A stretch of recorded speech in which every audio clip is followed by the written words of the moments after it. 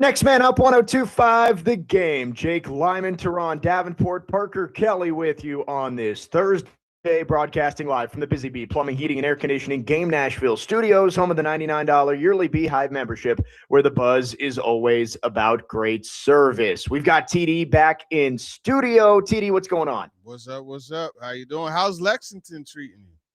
It's good. It is good. The men played last night, so as we were rolling in, we saw Rupp Arena packed to the brim as they beat Oklahoma last night. But excited for tonight, big one, top 20 matchup, Vandy and Kentucky. So it should be fun, and it's a nice hotel we got here. I do have this problem I was telling Parker about. I've got a floor-to-ceiling window right in front of me, so if I open the blinds just a little bit, I'm getting blinded by the sun. But we're gonna make it work. It'll be okay today. TD, glad to have you back. No, last week the Robert Saleh introductory press conference fell on Thursday, so been a couple weeks since we've had you for the full show. So lots to get to today. Again, as always, on Thursdays at 10 a.m., it is your chance to talk to TD. You can text or call. Our phone line's driven by WilsonCountyHyundai.com, 615-737-1025. If you have any questions for Turron Davenport, we will get to those coming up at 10. But since we last talked, TD, the Titans have filled out a good portion of their coaching staff. We did get to talk a little bit about Brian Daboll last week as he was hired as the offensive coordinator. But as we've seen Gus Bradley come as the DC, a lot of the position coach positions get filled. What have your thoughts been on the way Robert Saleh has filled out his initial coaching staff? Yeah, I think he's done a solid job. And if you notice, pretty much everyone, with the exception of Luke Stocker, has almost decades of experience, and that's a really good thing. Luke Stocker is still a solid coach. We saw what he did with the tight ends last year.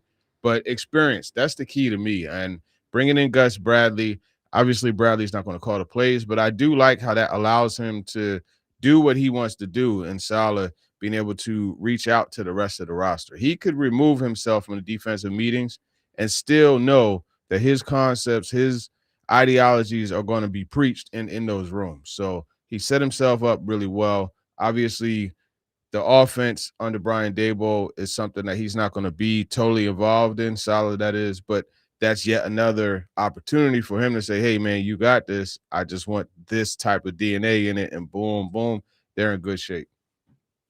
Yeah, I agree with you on that. I initially, when Robert Saleh was hired, was kind of on the board with getting a young up-and-comer as the DC, just because experience is important, but you do want some youth, and you want to be able to have guys that can maybe connect with the current players more. But as they hire Gus Bradley, I do realize that it does open up more opportunities for Robert Saleh, like you said, to branch out to the rest of the roster. If it was somebody who he maybe didn't trust as much or didn't have the experience being a defensive coordinator, I don't know if you could at times just say, hey, you handle the defense, I'm going to go check in on the offense or the special teams. And I think with Gus Bradley, that allows Robert Saleh to have that flexibility to be the head coach while also still being involved in what's happening on the defensive side. Yeah, exactly. It's the perfect balance for him. Well, not perfect balance, but it's an ideal balance for him to be able to have Bradley in there. And then also, I think you have to look at some of the guys he got in the secondary, right? And we've talked about this, how typically he's going to have a strong background. And two guys we mentioned, Tony Odom. I told you Tony Odom was going to be a holdover, but Marquand Manuel, he managed to get him in there, and now that's a coach in the safeties. And then even taking it a step further and adding at some point a nickel dedicated coach as well. He's pretty much covering all bases. I think when you look at the organization and their willingness to spend the money to have these extra coaches, I think that's fantastic. And I know a lot of people, they tend to complain about Amy Adams-Strunk, but I applaud her in this case, because she's allowing him to bring in, it doesn't matter who it is. Gus Bradley's, he didn't come cheap. Brian Daboll didn't come cheap. You know what I mean? Greg Lewis wasn't cheap, right? Aaron Whitefoot wasn't cheap. Like, these coaches are going to, they cost money because they were in demand, but that hasn't been an issue. They've been able to go out and get pretty much whoever Saleh wants, and I think that's a testament to Amy Adams-Strunk. No, I agree with you. It does seem like they've had free reign to get whoever they feel is best for this coaching staff. And you mentioned the nickel specific coach, and I wanted to get your thoughts on that. With with the way the NFL is trending, you're seeing more 3 wide receiver sets on offense, which of course means the defense has to counter with playing a lot of nickel. I like to see that Robert Saleh and this team are on the forefront of that. I think I heard PK say yesterday on Robbie and Rex Road that the Titans are the 4th or 5th team to have a nickel specific coach. And when you have young players who are going to play in the nickel, Marcus Harris and maybe Kevin Winston is playing some big nickel at times. I think that's really helpful to have somebody who can give them that very niche coaching for that specific position that you wouldn't get from a cornerback or a safety specific coach. Yeah, absolutely. And it's just that specific attention to the position. And ironic, I ran into Marcus Harris at the Athletes Unlimited game last night. And oh, wow. Yeah, he's going to be a good nickel. When he's healthy and everything. I love the feistiness, and then just having a coach to kind of bring that out a little bit more and work on the fine details that come with playing nickel. Because quite frankly, that's a harder position than playing on the outside. It has its different set of difficulties, right? You don't have that sideline as your friend, your extra defender. You got the two-way goals that you're always facing. So you definitely want to have that position very well addressed. Yeah, and I think you're seeing the better wide receivers are lining up in the slot more often because it gives them more opportunities to get open, right? Like Jackson Smith-Njigba's playing a lot out of the slot. You're seeing Jamar Chase play out of the slot. So I think that is something that is innovative for this Titans coaching staff to bring in that nickel-specific coach. And we don't know exactly who that's going to be yet, but excited to see the Titans continue to fill out this coaching staff. There was one specific position coach I also wanted to talk about, and that's Carmen Brasillo. I know the offensive line is going to be a focal point this offseason and into next year because you need to protect your young quarterback after coming off an injury at the end of the year.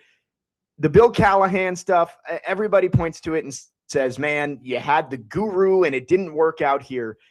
But it does seem like Carmen Brasillo is a well-respected offensive line coach around the league, and maybe he can be the one who gets the most out of this group heading into 2026. Yeah, I mean, it does seem like he has a lot of respect across the league, as you mentioned. I think it's really just going to be a work in progress, and you have young tackles, right? I mean, you look at Dan Moore Jr. isn't necessarily young, but you still he's have what, like 28? Yeah, but he's I'll say young to the Titans. I'll say it that way. Right. And then obviously and JC Latham, it's really going to come down to what are they going to run.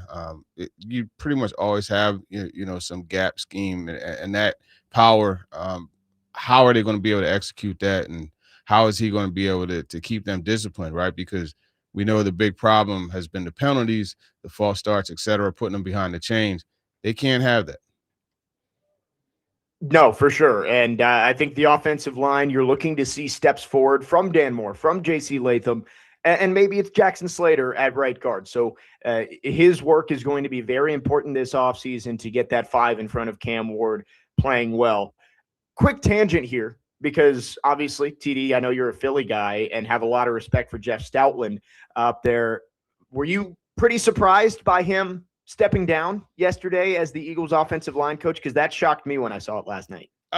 Not necessarily, because there have been some grumblings about this, and I was really curious how it was going to work out because he had such a huge impact on the run game. I'm talking about dating back to 2016, and 2017 when I was there, and he didn't have as much of an impact and as much input on it over the last year or so. So as you start to see the power get taken away, you know what else is coming at some point. Eventually, the whole situation is going to be taken away. So it doesn't surprise me. You hate to see it because, he's an awesome coach. I mean, an awesome. Yep. There aren't too many coaches where you sit there and you watch and you marvel at them coaching.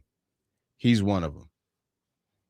And the Eagles, a little bit of disarray up there this offseason, and we'll see how that ends up turning out on the field next year under Nick Sirianni.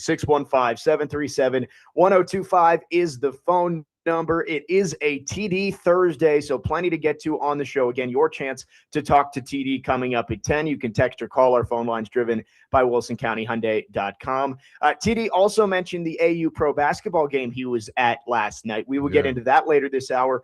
We will also give away some tickets. We've been doing it all week, so we will give away a 4-pack of tickets to the Athletes Unlimited Pro basketball game on Friday, February 13th. So stay tuned for that. That'll come up later on this hour. 615-737-1025. Off and running on this Thursday morning. Jake Lyman, Turron, Davenport, Parker Kelly. Next man up on 102.5 The Game.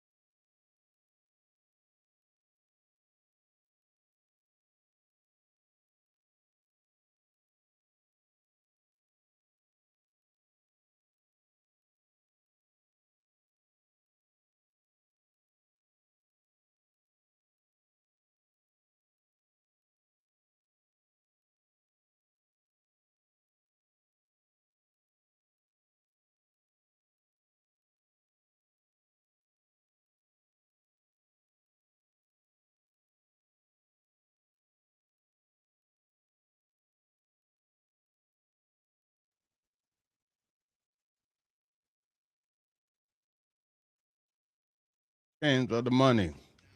Next man up, 1025, the game. So maybe I Climbing might Turron, just, Davenport, Parker, Kelly with you on this if I Thursday strive, morning. maybe I'll stay alive. There we go. I can't see TD, not in But man, studio, do but I I can hear him. miss So a I know that stereotyper Parker's got a hit on his first attempt of the day. and a nice big plate of fish, which is my favorite dish. But without no Oh, money, yeah. it's still a wish, huh? 9 for 9. That's the goal bars today, in the Jake. morning. Bars in the Parker morning. crushing it to start. That's 1986. He's gotten through the first inning unscathed. Yeah, Eric B. and Rakim paid in full, man. I remember as a kid, 10 years old, playing with Transformers, making them dance to this. I love it. We've gotten a couple of action figures references back-to-back days because Corey Curtis had Hulk on his desk yesterday while he was on. So I love it. Speaking of getting through the first inning unscathed, I wanted to bring this up off the top, TD. You see my Tigers make a move last night. Yes, I thought of you when I saw that. But does that mean that Scooble's out after this year? Like, what's, because that's the biggest contract ever for a lefty. Do you? I don't know that I do that, man. I mean, I guess it's trying to win this year. That's what it was. And I've been saying the whole time, if you're going to let Scooble walk, you at least have to go for it this year and see if you can become one of the top teams in the AL. I think that move probably puts them in that conversation. So I've said it for at least over a year now. When Pizza Boy, Chris Ilitch, the Tigers owner, finally makes a big move, I will order Little Caesars to help support. I will do my part to pay for the contract. So my hot and ready pizza purchase in a couple of days will at least knock out a little bit of that $15 million they're paying for Amber Valdez. So I was happy to see that last night. The Tigers, at the very least, are doing something to try and improve this team heading into next year. No, without a doubt, man. If I could just influx a little Mets here, Carlos Beltran, he did the right thing. Yes, he's going wearing in the Mets hat as a Met, the right thing. I still rest in peace, Gary Carter, but I'm still upset with him for going in as an Expo. But Beltran, he atoned for that mistake for me. I love it. And pitchers and catchers report this week, next week, something like that. Next week, I believe. It's coming up quick. So we are almost back to baseball season. But sticking with football here, TD, we're talking about the coaching staff for the Titans. It is, for the most part, filled out. I believe linebackers and the nickel coach are the only two specific position coaches that we have not heard names for yet. But the experience on this staff is just night and day to what we saw under Brian Callahan.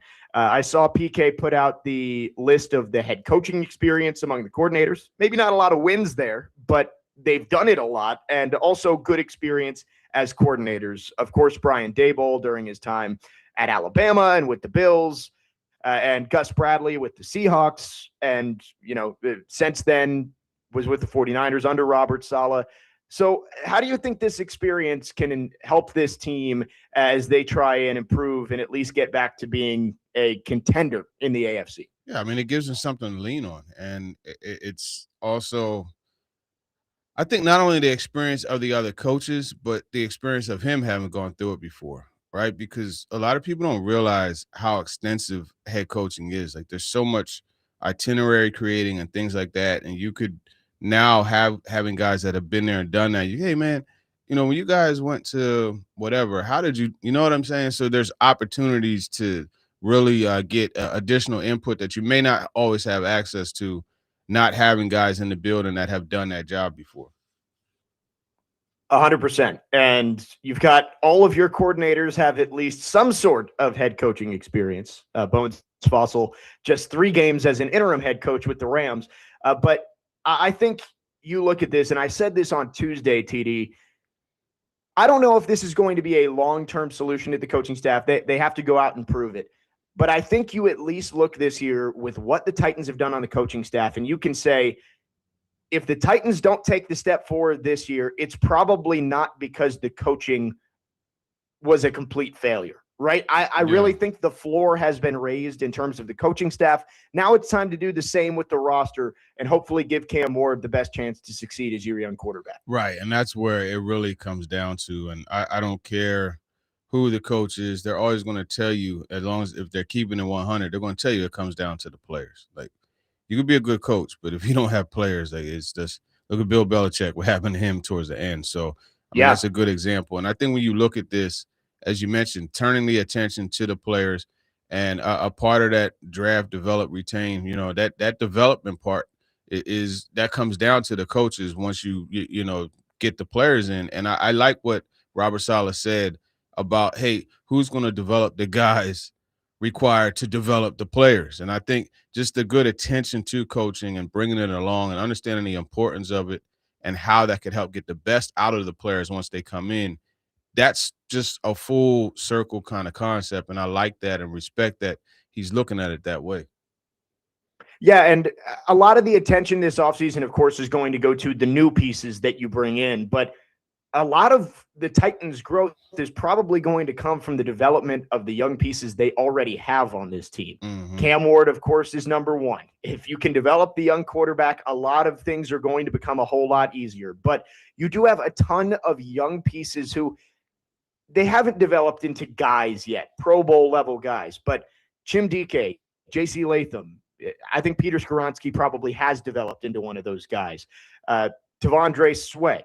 You like Marcus Harris. Your two young defensive guys you drafted last year in Femi and Kevin Winston. There's a ton of guys who have talent and they have potential. It's just now, can you develop them into being those starting level players and beyond in their second and third years? Yeah, and the Sweat part of it is going to be very intriguing because we know he typically doesn't fit what Saleh likes the way Saleh's fronts work. Right. But I think it's also interesting because now Sweat is really, really challenged, right? And I know in talking to Tracy Rocker, one of the things he told me was Tavondre has to take it personally. And I think he is going to take this off season personally, just in sitting down. And I just sat down next to him in his locker and we just talked. And he told me, hey, I'm addressing the weight stuff. We're going to get the conditioning right.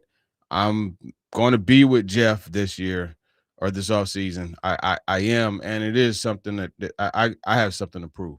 So I'm like, okay, let's see how this works out and that was obviously before Saleh got here. So I wonder how that may have been impacted just because now it's like, because Tavondre's not stupid. He knows, and I'm sure that he's watched Saleh and his defenses, and it's like, whoa, wait a minute. I don't know that I fit in this, man. We got to figure some things out, Yeah, like there's no one like me who's been playing in a Robert Saleh defense for the last few years. So it is a challenge for him. And do the Titans think that he can rise to that challenge and they can find a spot for him? That's going to be up to Robert Saleh. But I did like that, Jeff Simmons said he's going to take Tavondre Sweat under his wing. He's going to come work out with him. And Tavondre Sweat is much more valuable to this team on the field than he is in a trade, right? You're not going to get a second-round pick back for Tavondre Sweat at this point. Most draft picks become less valuable the second you make them. So Tavondre Sweat would probably, if you traded him, would probably get you, I'd say, a fifth-round pick, maybe a fourth. But you're not going to get your value back. He is much more valuable if he is helping you on the field. So I really hope that at the very least, Robert Saleh gives him a chance, and hopefully Tavondre Sweat takes it as that challenge and is able to rise to the occasion this year. But they're really, you look at the defense Robert Saleh runs, and it does not seem like a natural fit for Big Meatloaf. No, it doesn't seem like a natural fit for him. And that's where a part of coaching too, right? Like, you got to make sure that you adapt your scheme to your players. You know what I mean? Because again, it's all about the players. That's what coaches will tell you. It's all about the players.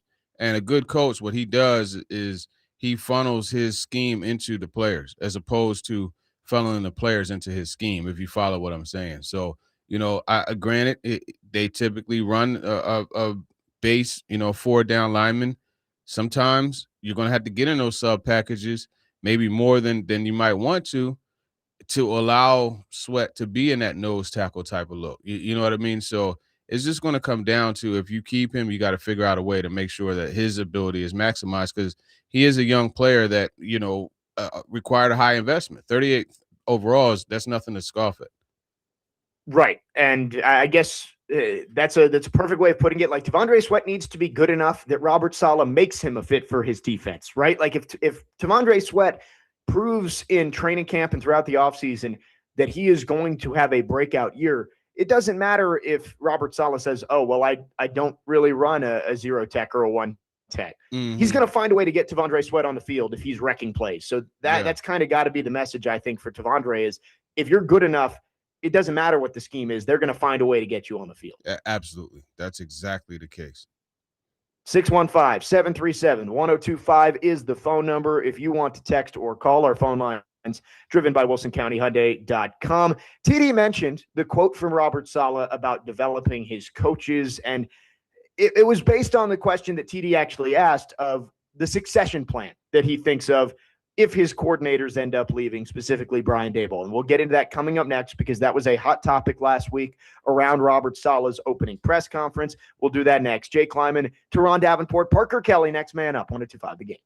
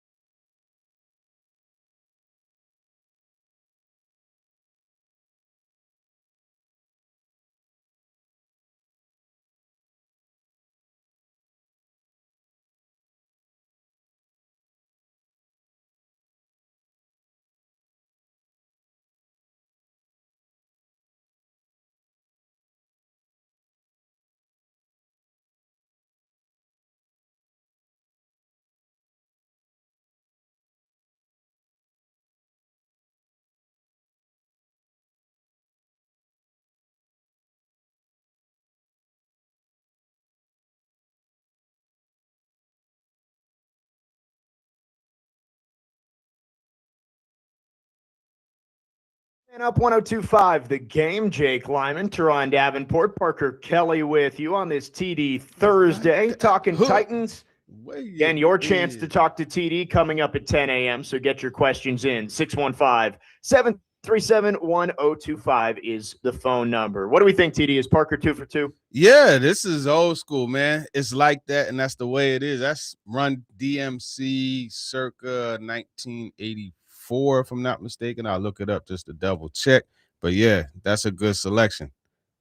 I love it. I love it. Parker off to a hot start this morning on this TD Thursday. TD, you mentioned in the last segment about the Robert Saleh answer in his introductory press conference about the development of not just players, but the development of coaches who are developing the players. And the way he talked about it was you can have a great coach in the Stone Age, but all of his players are going to be playing like it's still the Stone Age if you don't develop them and bring them into the 21st century. So I like that answer.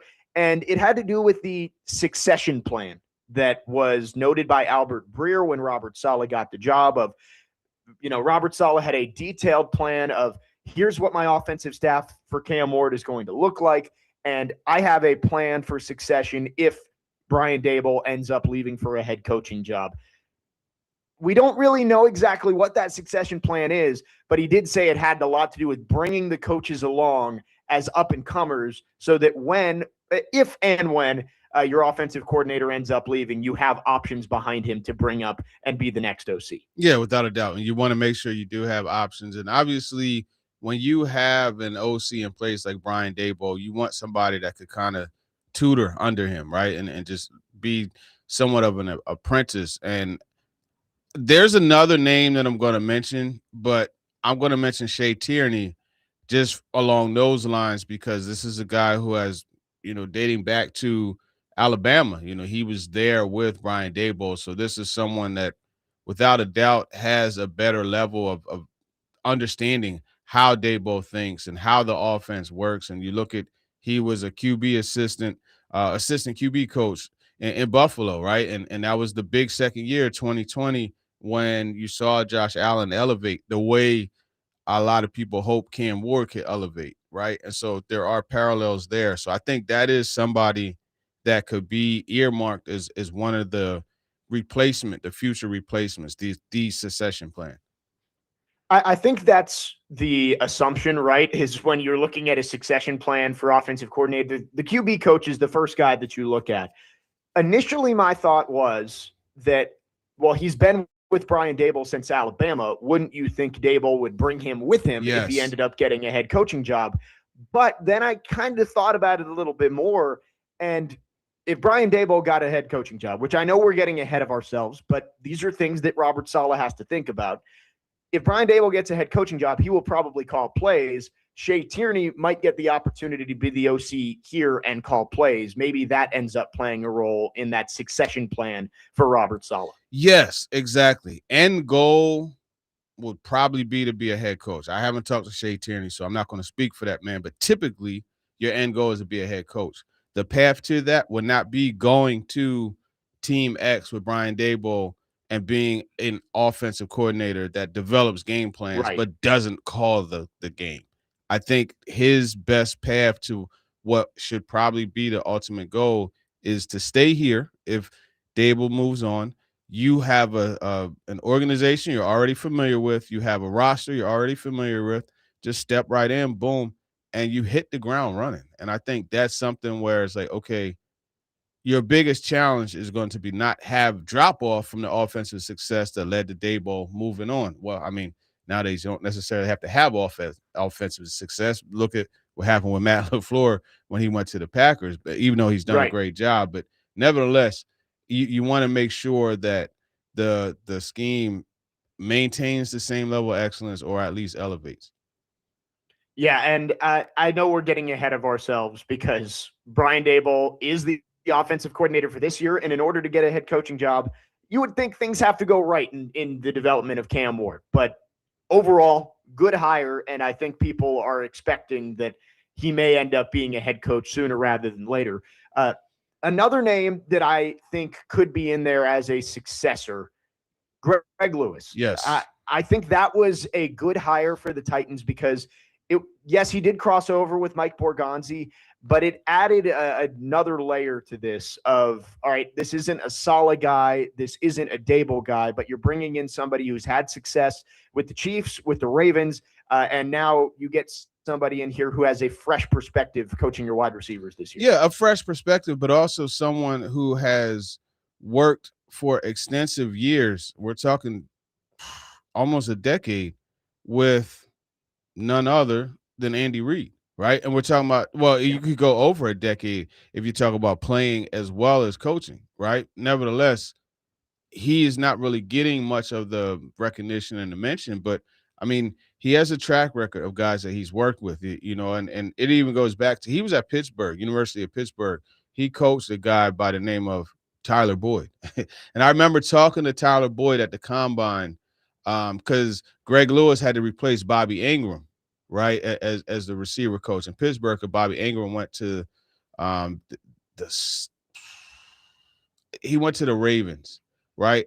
And so when you look at that whole situation, I remember him saying how much Greg Lewis focused on technique and how much him having played the position was able to allow him to understand some of the things that were going to be required in the league. So I say all that to say that's an example of how he's gotten the guy ready. You look at the way he's worked with Tyreek Hill, and yeah, I know Tyreek Hill has a lot of speed, and that's his main cheat code, but being able to harness that speed, throttle down, and work your way back to the quarterback, change the direction, those things, to use it within your routes, that's something that Greg Lewis helped him teach. So I think just that ability, having been around, and I mean, you look at Zay Flowers, how his game elevated once Greg Lewis started to work with him. I think there's different examples of the way he could help develop players. The question is just, okay, are you going to be able to do that across the whole offensive roster? And what understanding do you have of this scheme that Dabo is running? Because you do want to have some continuity. The good thing is he played in it with the Patriots also. In one of his later years, he played in the Earhart Perkins scheme with them. So there's just a lot of pieces in place for me to say, hey, you know what? Why not Greg Lewis? Why not him? Yeah, and you mentioned the development of Tyreek Hill. Yes, Tyreek Hill is a very gifted athlete, but it's not like he was a top 5 pick in the draft. He fell in the draft because there was a lot of development that needed to happen, more than just the speed. And now you're bringing in a guy who was a big part of it. Well, yes, obviously there was some other stuff with Tyreek Hill too, but you had to develop more than just the speed with Tyreek Hill, and Greg Lewis obviously was a part of that. He also, I saw when the Titans hired him, he was on the receiving end of that crazy catch for the Vikings from Brett Favre at the end of the game. Jake, 15 years ago? Jake, I watched that. I was watching that game. I was telling Chad Brinker this. I remember watching the game, and I'm like, no, there's no way that was a catch, man. No way. But he did. They ended up winning. They won an ESPY. That was 09. They won an ESPY for that. Wow. Best play. Yeah, he and Brett Favre. Best play. Yeah. The ESPYs, yes, and we got NFL honors tonight, TD, as well. We'll get into that later on in the show. I think this is one of the tightest races for MVP, for Coach of the Year, so we'll get into some of that later on in the show as well. 615-737-1025 is the phone number. Again, we are getting close to 10 a.m., which means it is almost your chance to talk to TD. We've already got some good questions on the text line. You can text or call with your questions for Turron Davenport at 615-737-1025. We are rolling along on this TD Thursday. We'll continue coming up next and wrap up hour number 1. 615-737-1025. Jake Lyman, Turron Davenport, Parker Kelly. Next man up, 1025 The Game.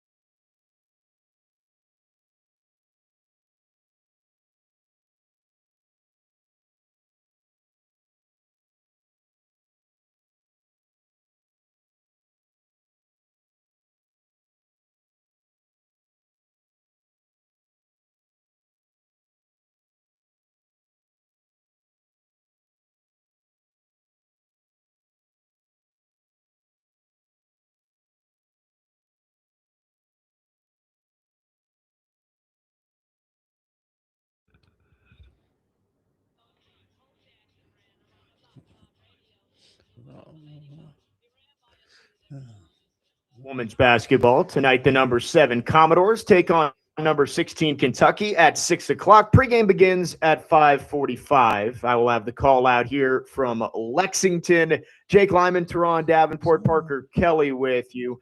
A big one tonight, TD. This is a top 20 matchup on the road. Vandy was able to bounce back after 2 straight losses on Sunday to beat Florida, but I'm excited for this one. Kentucky's a tough team. They're very long, very tall, but we got Michaela Blakes, so I feel like we got a good shot. Now wait a minute, you got more than Michaela Blakes. Don't. Oh, I know. You got Aubrey Calvin. You got just. Hey, listen, Pizzo. Is that how you pronounce your name? Passat. Okay, I always do that. Passat. So it's like a Volkswagen. She has a nice game too. Like her jumper. What was it Florida they just played? She was cold early in the game and they took her out. But man, she's something. That's what I like about that team. You got different players that could take over at different moments. And obviously, Michaela Blake, she's going to get hers. Aubrey Calvin, she's going to get her assist. And she could score too. But man, Pizzat, she's the one. She's the catalyst to me for Vandy. Because again, you already know what's going to happen with Blake. So and you can't forget Washington down low, man. She's a banger. This team is fun to watch, man. I'm not gonna hold you. It's fun to watch. And you got 15. I'll let you pronounce her name, but she brings some energy. There you go. She brings some energy off the bench too, man. I'm a Vandy fan. Don't get it twisted, man. No, you're exactly right. That I think the best part about this team is that they can win in a lot of different ways, and you've got 6, 7, 8 different players who can step up and have big games at any different time. Like on Sunday, Vandy fell behind by 15, and then Agamakura and Ava Black, who they don't get a ton of minutes, they came in off the bench and sparked the team and started the comeback. So it's been a lot of fun. This Kentucky team's good, but I think I kind of like the matchup tonight for us. And you're right that it's Michaela, it's Aubrey, but if you can get Justine shooting the ball, if she gets hot, if Sasha's making plays down in the paint, this team's tough to beat. Yeah. And yesterday was Jess Pizzat's birthday, so happy birthday to you. If you have, well, you're in Lexington, so you're probably not listening, but nevertheless, we'll still give you a shout out. I think they're doing film right now, so they're probably not listening, but I can let her know that we shouted her out on the show today. Vanderbilt, 3 straight big ones, and again tonight on the road. But if you want to come out next week, Monday and Thursday, top 15 matchups. Got Oklahoma Monday night. That one's later. It's an 8:00 tip. But then on Thursday, 6:30 against the top 5 Texas team. So going to have some really big games coming up at Memorial next week if you want to see some good basketball. Speaking of seeing good basketball, you went out to the Athletes Unlimited games last night. How was that? Oh, it was great, man. I love the intensity and you want to see fundamental basketball, you go see women's basketball, man, especially this Athletes Unlimited. It's fun to watch. My favorite player is Odyssey Sims. She played in the second game. She dropped 20, but it's just fun to see these women out here hustling, man. You got an abundance of players there. Sydney Colson, unfortunately, is not going to be playing this year. She popped her Achilles during the WNBA season. But even look, Cheryl Swoops was in the building. She was calling the second game. You know what I mean? You got Deja Kelly, who has a camp coming up soon right here in Nashville. And it's just an opportunity to watch. And you're basically on top of the court. It's a great opportunity to see pro players. Izzy Harrison and Dory Harrison, sisters, they're from right here in Nashville, and Izzy, she plays for the New York Liberty, right? You got 2 players who were top 10 picks in the WNBA draft. You know what I mean? Got to see them play last night. And look, it's great basketball. I can't push it enough. And I really enjoyed going out there.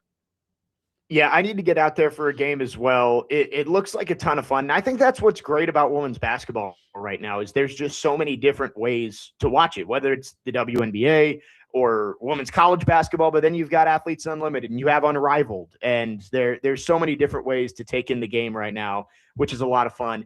And I really hope that what you're seeing with Vanderbilt, over 9,000 people in Memorial Gym on Sunday against Florida, and then everything going on with Athletes Unlimited last year and this year, I really hope a WNBA team makes its way to the Music City soon. I know that a bid was put in and they ended up going with Detroit and Cleveland, but this is a city that I think would really rally around women's basketball because of the standard that Pat Summitt set with Tennessee, of course. I mean, that's a built-in fan base that already loves women's basketball.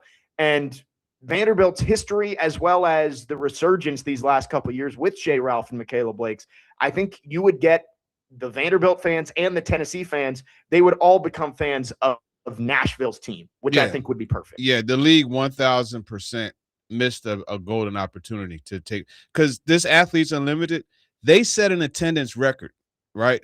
It was the first year here, the first of 4 years, right? This is the 5th year. Last year was the 4th, the first year in Nashville, attendance record. Whatever you put in this city is going to get supported and it is going to do numbers, right? The draft showed, everything has shown. You know what I mean? So they did really miss the ball, but guess what? There's going to be another opportunity, and they would be very, very, very reckless to not put a team here. No, I agree. Nashville will get a team at some point, and we continue to see more stuff coming to Nashville. I'm sure you saw, TD, that we're getting Olympic soccer coming up in 2028, which will be really cool. And we said it all week. We could be less than 5 years away from this week being Super Bowl week in Nashville. Like with the new stadium, I would almost guarantee that within the next 5 years, we will see a Super Bowl in Nashville. Hey, I ain't mad at that, man. I love the idea of having that here, man, because again, like the way this city has the way the city sticks together, let's not overlook that. The way, this storm and people's power being out and trees being down all over the place. Awesome job to everyone just going out with the chainsaws and cutting the trees down and just, taking care of each other. You get the alerts on your phone that shelters are open for people who are less fortunate. You know what I mean? Don't have a place to go in this cold. You get those alerts, and these are things that's happening. It's just, this is a wonderful city, and it deserves everything that it has coming to it. And I'm just excited to be a part of it, just to be here and be a part of what's happening. 100%. And it's going to be cool the next few years with the new stadium opening, more opportunities for this city. You mentioned the Super Bowl, maybe a Final Four, and much more. But Athletes Unlimited Pro Basketball, I need to get out there for a game. Obviously, it's tough during the season sometimes, but every single game day except for 2 are double headers, and one ticket gets you in for both games. Yes. So it's a great deal. You get to go in. I think the only times that it isn't are February 11th and the 18th. So that would be the next couple of Wednesdays. Mm-hmm. But everyone else is a double header. So it's great. You not only get to go over there and you get to see one game, you get to see 2. So there's games tomorrow night. Games 3 and 4 are tomorrow night. And let's give something away here. Let's give away a 4-pack of tickets to the Athletes Unlimited Pro Basketball games on Friday, February 13th. So a week from tomorrow. Be caller number 3 at 615-737-1025. And you can win 4 tickets to the Athletes Unlimited Pro Basketball games on February 13th, next Friday at Municipal Auditorium. Again, caller number 3 at 615-737-1025. We've been giving away these tickets every day this week, TD, and we've gotten good response. So I think people are excited to head out there. Can we add a little trivia to this also? Yeah, sure. Okay, so you got to be caller number 3, but I also want you to tell me the 2 players that were top 10 picks in this past WNBA draft. Okay. Yeah, caller number 3. We're going to test your ability here, but be caller number 3 and you'll win. But if you can guess it, there's some extra credit for you. So TD asking you 2 of those top 10 players. I think I know. We can give it away coming up at the top of the hour when we come back. 615-737-1025. 1025 is the phone number. When we come back, it is time for you to talk to TD. 615-737-1025. You can text or call with any questions you have for Turron Davenport. We will get to all of them coming up next. Jake Lyman, Turron Davenport, Parker Kelly with you. Hour number one in the books. Second hour coming up here on Next Man Up, 1025 The Game.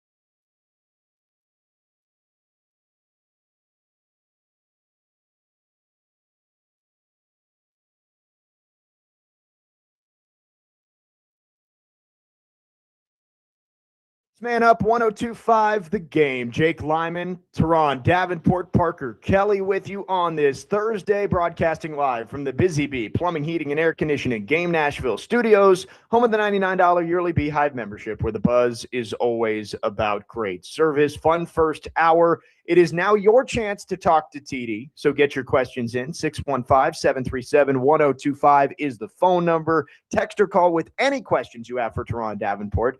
Titans related, non-Titans related. We've got some fun ones on the text line as well. So get those in now. We'll spend the next 30 minutes on those. But before we get into the questions, we asked a trivia question heading into the break about Athletes Unlimited Pro Basketball. Who are the top 10 picks who are playing in the league? And you actually stumped me a little bit. I knew Anissa Morrow was out of LSU. So that's number one. She's really good. And it's funny because when you mentioned the two of them, I was like, man, yeah, they deserve to be top 10 picks because I hated when Vanderbilt played them because they're both really good players. Yeah. Anissa Morrow was a double-double machine at LSU. And then Sarah Ashley Barker out of Alabama. I forgot she went in the top 10. Last year, her and Michaela Blakes just went bucket for bucket down the stretch in Tuscaloosa. I want to say both of them scored 30 in that game with Vandy coming out on top. But she's a dog. She is really fun to watch play. Yeah, she really is, man. And the thing that I like about her, she's tough, she's strong, and when she wants to find her shot, she's gonna find her shot. Like she is a walking bucket. It really, I enjoyed watching her last night, and her defense is really good too. So that's the thing, though, man. There's so many players. Like I didn't even mention Kia Nurse, who she's a scorer. You got Alicia Clark. MTSU, you know what I mean? She's from right here in Murfreesboro, right here in Middle Tennessee. I mean, there's so many players. I mentioned Deja Kelly, Kirsten Bell. Her game is nice, man. There's so many players. Yeah, there's so many players to watch. She won championships. You know what I mean with the Aces. So I mean, we could go on and on. Ariel Powers was fun to watch last night.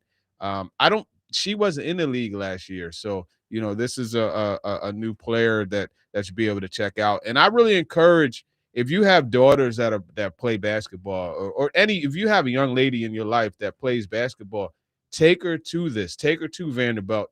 Allow her to see that people are really enthusiastic about their sport too, right? And then also the really good thing about Athletes Unlimited, in between the games, like whoever plays in the first game, after they're done, they're mixing it up in the crowd. So you could pull her aside. Hey, Anissa, can I take a picture? Or, hey, I really like the way you play. There's opportunities to interact with them. And so we know that at young ages, when you interact with someone that is doing what you're doing now, but doing it professionally, it can have a profound impact. And we want women's sports to continue to expand. And this is an opportunity to make it. Support Athletes Unlimited. Support Vandy basketball. 100%. Plenty of opportunities to get out there and watch some great basketball. And glad that we could hype it up a little bit this morning. TD was out there at the first games of the season last night. Let's get into Talk to TD. We got some good questions for TD. And we'll start by going to our phone lines, driven by WilsonCountyHyundai.com. James from Ashland City has called in. James, thanks for calling. What you got for TD? Hey, Turron, I'm so used to you being in the afternoon on the Jared Show, and I'm not normally up this time of day, but I got honeydews to do because I work nights, but it's rare I'm up this early. So being in the car, I got a chance to listen to the radio, and I'll be darned. Turron's on. Excellent. Yes, sir. Good to hear from you, man. Want to just ask you about about the draft coming up, and what do you think about the kid, the running? I mean, I know here in the last 25 years or so, it's not been kosher to take a running back necessarily in the first round. Certainly not in the top 10. It's not been trendy. But what do you think about? Is his first name Jeremiah Love from Notre Dame? Yeah. Would that be someone you would endorse, or would you rather go wide receiver? Tell me, if you are the GM, Turron, what do you think is the greatest need at the first pick? Is the running back Jeremiah Love the answer, or would you go a different direction? And I'll hang up and listen to you. And brother, it's always good to hear your voice, man. God bless. My guy, I appreciate you, man. God bless. It's great to have you back tuned in. Hopefully this could be a new slot for you. And throughout the week, Next Man Up is an awesome show. I listen to it. But to answer your question, I would honestly, Jeremiah Love is a player where like I'm not one of those, hey, minimize the running back position. He's an impact player. And I think when you look at his ability to run routes, like he could line up in the slot, he could impact your offense. But to me, that would be a luxury pick. I look at this edge group, and for me, there's always a tax that you place on a pass rusher. It's not as high as the one you place on quarterback, but there's a tax. And I think that makes a Reuben Bain, a Real Reese, even a David Bailey, that pushes them up a little bit higher than, you know, a Jordan Tyson, a Mekhi Lemon, who we'll get into that in a bit, because I think with Dabo being here, his status elevates a whole lot with the Titans. So for me, I'm going edge. Long story short, I love the playmaking ability that Love has, but I just wouldn't go there at this point because they don't have a roster where you could overlook some of the other needs. Right. You mentioned quarterback. I think edge rusher and tackle are that next tier where there's just so few great ones that when you're picking at the top of the draft and there's a guy like that who is staring you in the face, it's tough to go away from it because you can find good running backs later in the draft. It's really tough to find those true impact pass rushers later in the draft. Yeah, and I mean, you could find good running backs later in the draft. You're not going to find Jeremiah Love later in the draft. No, 100%. You are not finding Jeremiah Love in the third round, but you can. I think the gap is a little bit closer. There you go. Right, like you can find a running back that's closer to Jeremiah Love in the third round. Then you can find a pass rusher who's closest to David Bailey or Reuben Bain or whoever the Titans end up wanting to take there. Yeah. I'm not closing the door on anything. There's so much time to go till the draft that we can't, focus in too hard on a couple of guys.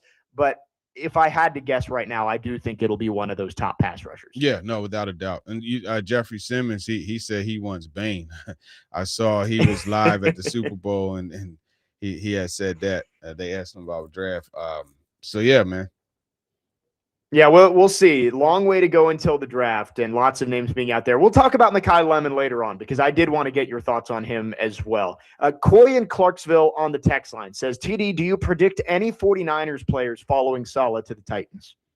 I know Juwan Jennings is the popular one. Right.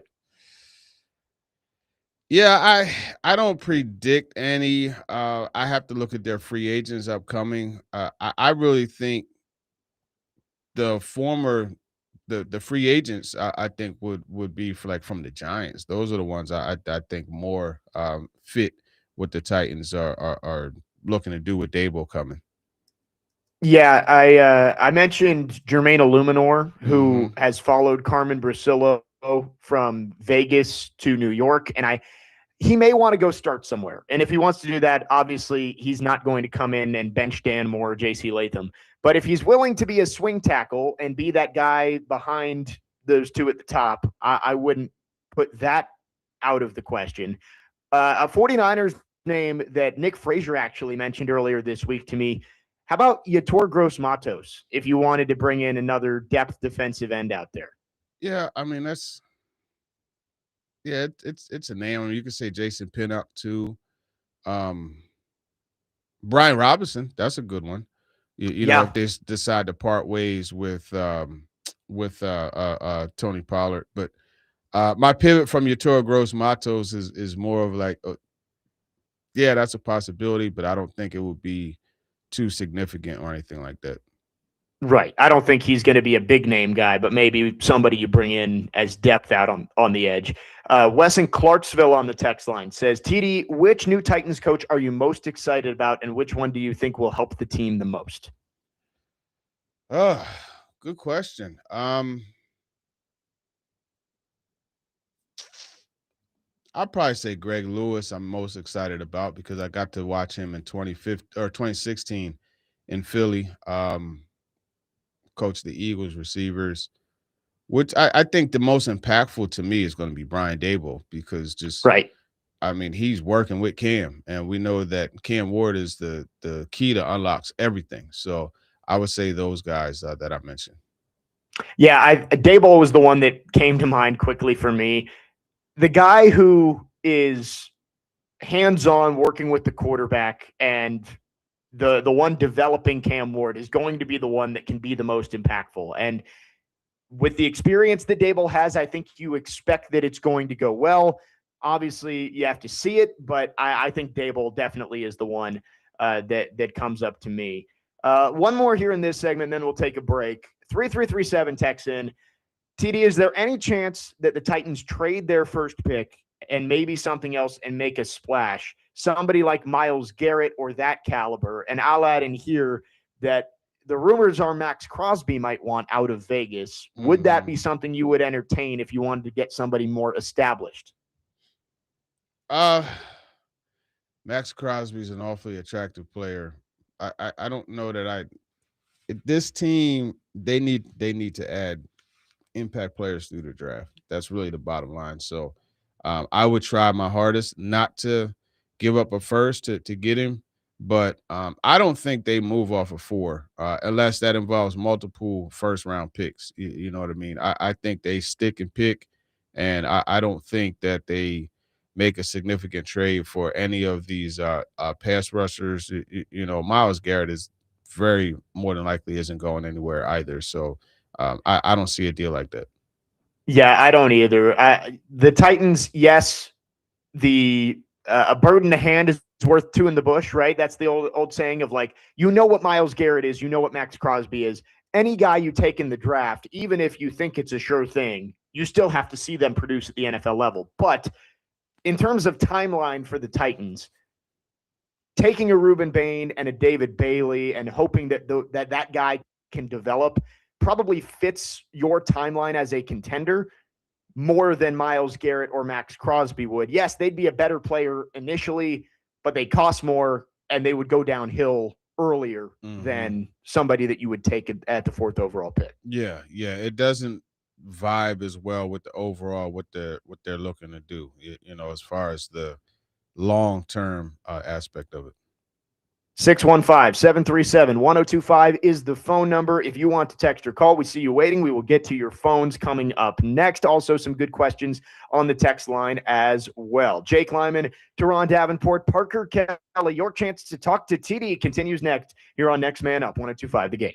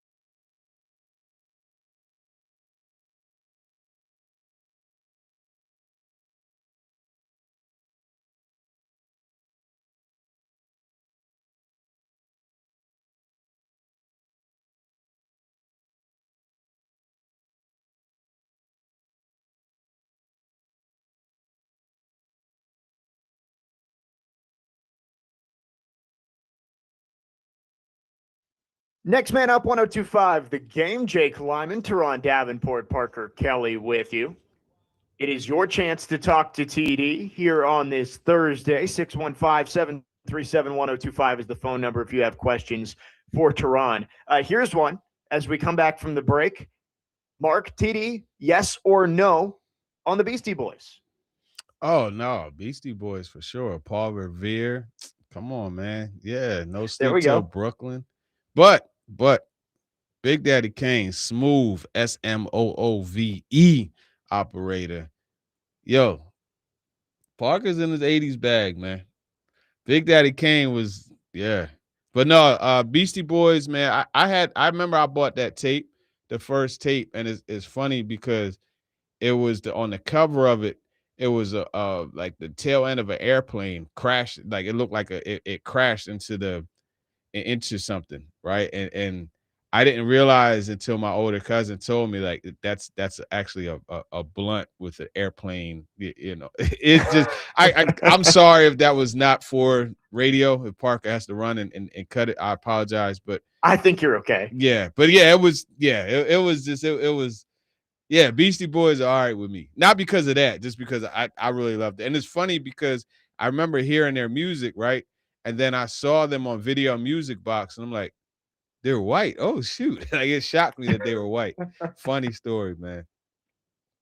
Good question from Mark to bring us out of the break. Let's go back to our phone lines driven by WilsonCountyHyundai.com. Matt has been waiting patiently. Matt, thanks for calling. Good morning. Hey, what's going on, fellas? What's up? What's up? Hey, so, hey, man, hey, TD, I'm gonna just say, you're not the only one thought that was an airplane. I didn't realize that either. When I bought that album, they had a song called "Slow and Low." That was my favorite song. Oh yeah, slow and low. That's how it goes. Yeah. So I remember listening to that, and I remember I was like, "That's I think somebody older told me that too." But anyway, I love your knowledge, TD. I love when you're on, but I gotta push back. We cannot just think about getting an edge. And I'm gonna just throw this out there right quick, and I just want to hear what y'all think about it. All right. Like, you got Myles Garrett, who's been in Cleveland forever, and they have done nothing. You got Aiden Hutchinson in Detroit, and then you got whoever in Philly. If you know what those three teams got together, you got Detroit has Jahmyr Gibbs. He's the most impact player on that team. He's a running back who can run routes and everything else. And then you got you think about Philly. Philly didn't take off till what? Saquon got there.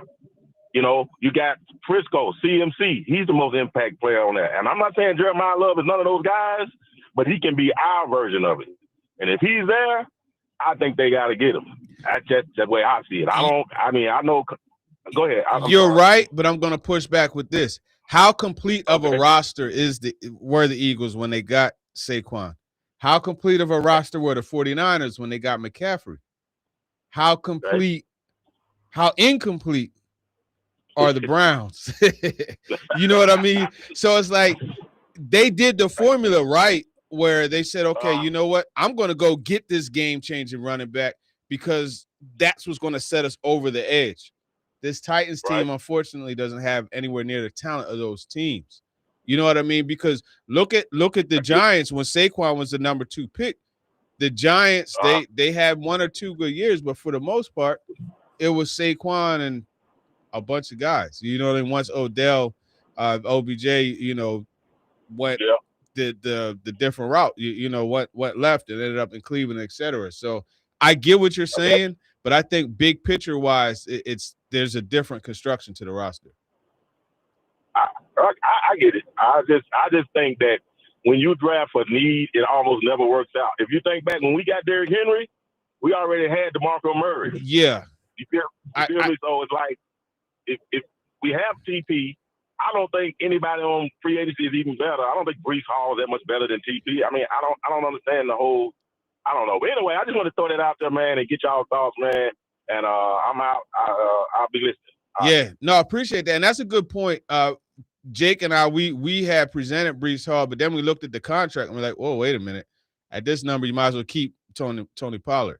But in this case, like what I'm not saying draft for need. I'm saying draft for value that matches need. And to me, when you look at the edge guys, the top edge guys, those top four, so to speak, the top three to me, their value increases because of position. And it just so happens that that position of high value that's been increased, that has a tax on it, matches one of your three biggest needs. You know what I mean? So I'm not necessarily saying draft for need. I'm looking at the board horizontally, right? Position versus value versus need. And to me, when you look at that triangle, that pushes you to David Bailey, Avril Reese, preferably Avril Reese and Ruben Bain. And that's why they're valued to me. But to kind of further expand this a little bit further, Mekhi Lemon, his value is boosted with Brian Daboll coming from the Giants. Because if you look at Daboll, go all the way back to Buffalo, they had a guy by the name of Cole Beasley. And when Cole Beasley came in, that's when you saw Josh Allen really unlock. He was working that slot position. And then they drafted Khalil Shakur to come in and be the succession plan to Cole Beasley. You look even further back in this scheme, right? Not Daboll, but the scheme that Daboll has derived his concepts from. Troy Brown, Deion Branch, Wes Welker, Danny Amendola, Julian Edelman. The slot position is immensely important for this offense. Mekhi Lemon is probably the best slot option. He could do both, don't get it twisted, but he's probably the best slot option. So his value is increased because his value to that scheme means a lot more than it may mean to other teams. So I would put Mekhi Lemon in the mix. I don't do that. I go Avril Reese, Ruben Bain. You know what I mean? David Bailey, strong consideration. That's the direction I go. Yeah, I do think the Titans go edge, but as we go along here, I think Mekhi Lemon's stock is going to keep rising. It would not shock me if he is the first wide receiver off the board. Yeah. Over Carnell Tate, over Jordan Tyson. I don't know if you saw this, TD. This was from Football Insights on X. Put out there, Mekhi Lemon owns a career 3 yards plus per route run versus man and zone coverage. Here are the only wide receivers drafted since 2021 to do the same. Jackson Smith and Jigba, Jalen Waddle, Jamar Chase, Devontae Smith, and Dwayne Eskridge out of Western Michigan. I remember Dwayne Eskridge, man. That's a pretty good list to be a part of. Couldn't learn the playbook. Couldn't get right. The Seattle. He couldn't get right out there. But yeah, I mean, that's a great point.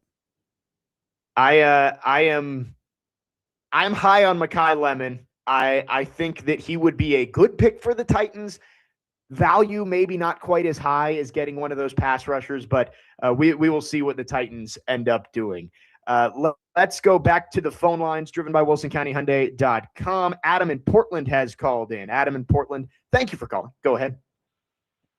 What's up, man? Hey, yes, I got a problem with everything Martin just said. Well, I kind of do and kind of don't. Like, I get if they drafted a running back, I would freak out. But I also freaked out when they drafted Chris Johnson because I'm like, oh my God, we don't need a running back right here. And it turned out he was the most explosive player for us for the next 4 or 5 years. And the only thing that I get it that we need an edge rusher. What was the edge rusher's name that was taken at the top of the draft last year for the Giants? Oh, you're talking about Abdul Carter. Carter, yeah. And I couldn't remember his name because he kind of sucked. So, like, I'm not saying he's going to, but, like, you need somebody to play right now. And that dude didn't give them anything for, like, the first 2 or 3 months. So, I don't know, dude. I wouldn't be completely opposed to an offensive player, but I would want the very best wide receiver we could possibly get right there. I don't know. I'm scared of an edge rusher right there. I'd rather just pay for an edge rusher in free agency. Does Marvin Harrison Jr. not having a success with the Cardinals scare you from receiver? Like, for every position, you can say, oh, well, this guy was drafted and he didn't do well, so that scared. Yep. You can't do that. You can't do that. You have to look at what you have in front of you, right? And what you have in front of you is Avril Reese, Ruben Bain, David Bailey at one position. You got, you look at the receiver position, you got Carnell Tate, you got Jordan Tyson, you got Mekhi Lemon. You look at the cornerback position, yeah, nobody is really a top 5. I mean, there's, you got my man from LSU, Mansour. You got You know, your Tennessee, Jamal McCoy. None of those guys are so to me, when you look at this, again, I'm not going off of need. I'm not going off of concern from seeing other players. I'm not going off of any of that. I'm going off of a triangle: position versus value versus need. And you look at your board horizontally that way. And in my opinion, that lands you on one of those three edge guys over a receiver, over a corner, over Jeremiah Love as well. That is where I am too. I think it's going to be one of the edge guys, but obviously still have the combine, still have pro days, still have all of that for the Titans to go through the process. Right, free agency too. You don't know what you're going to get. And quickly before we go to break, Alex from Nashville says, "Does taking an edge basically mean we're taking the L on Oladejo?" No. You need you need more than one pass rusher. And Femi, I think, was always viewed as a project guy. Probably a little too early to take a guy like that who's a project. But if you're taking a guy at the top of the draft, he's going to be your bookend pass rusher. But you need somebody else on the other side, and you hope Femi develops into that. Exactly. So exactly.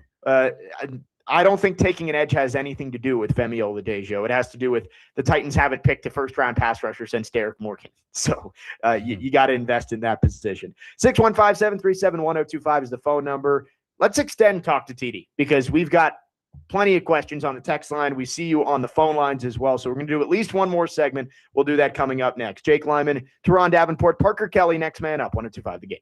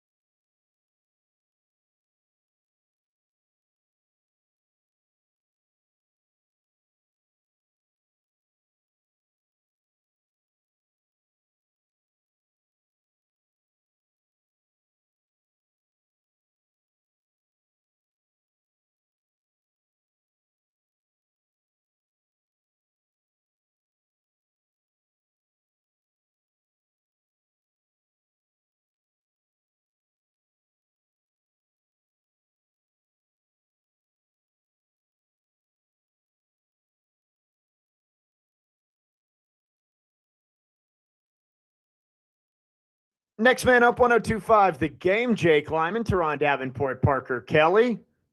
Here's the Beastie Boys. That's Paul Revere right there. Mark was texting in asking TD yes or no on him. So there we go. Well done, Parker. Extending our Talk to TD segment here. 615-737-1025 is the phone number if you want to text or call. Any final questions for TD? Let's go back to our phone lines driven by WilsonCountyHyundai.com. Nate has called in. Nate, what you got for us today?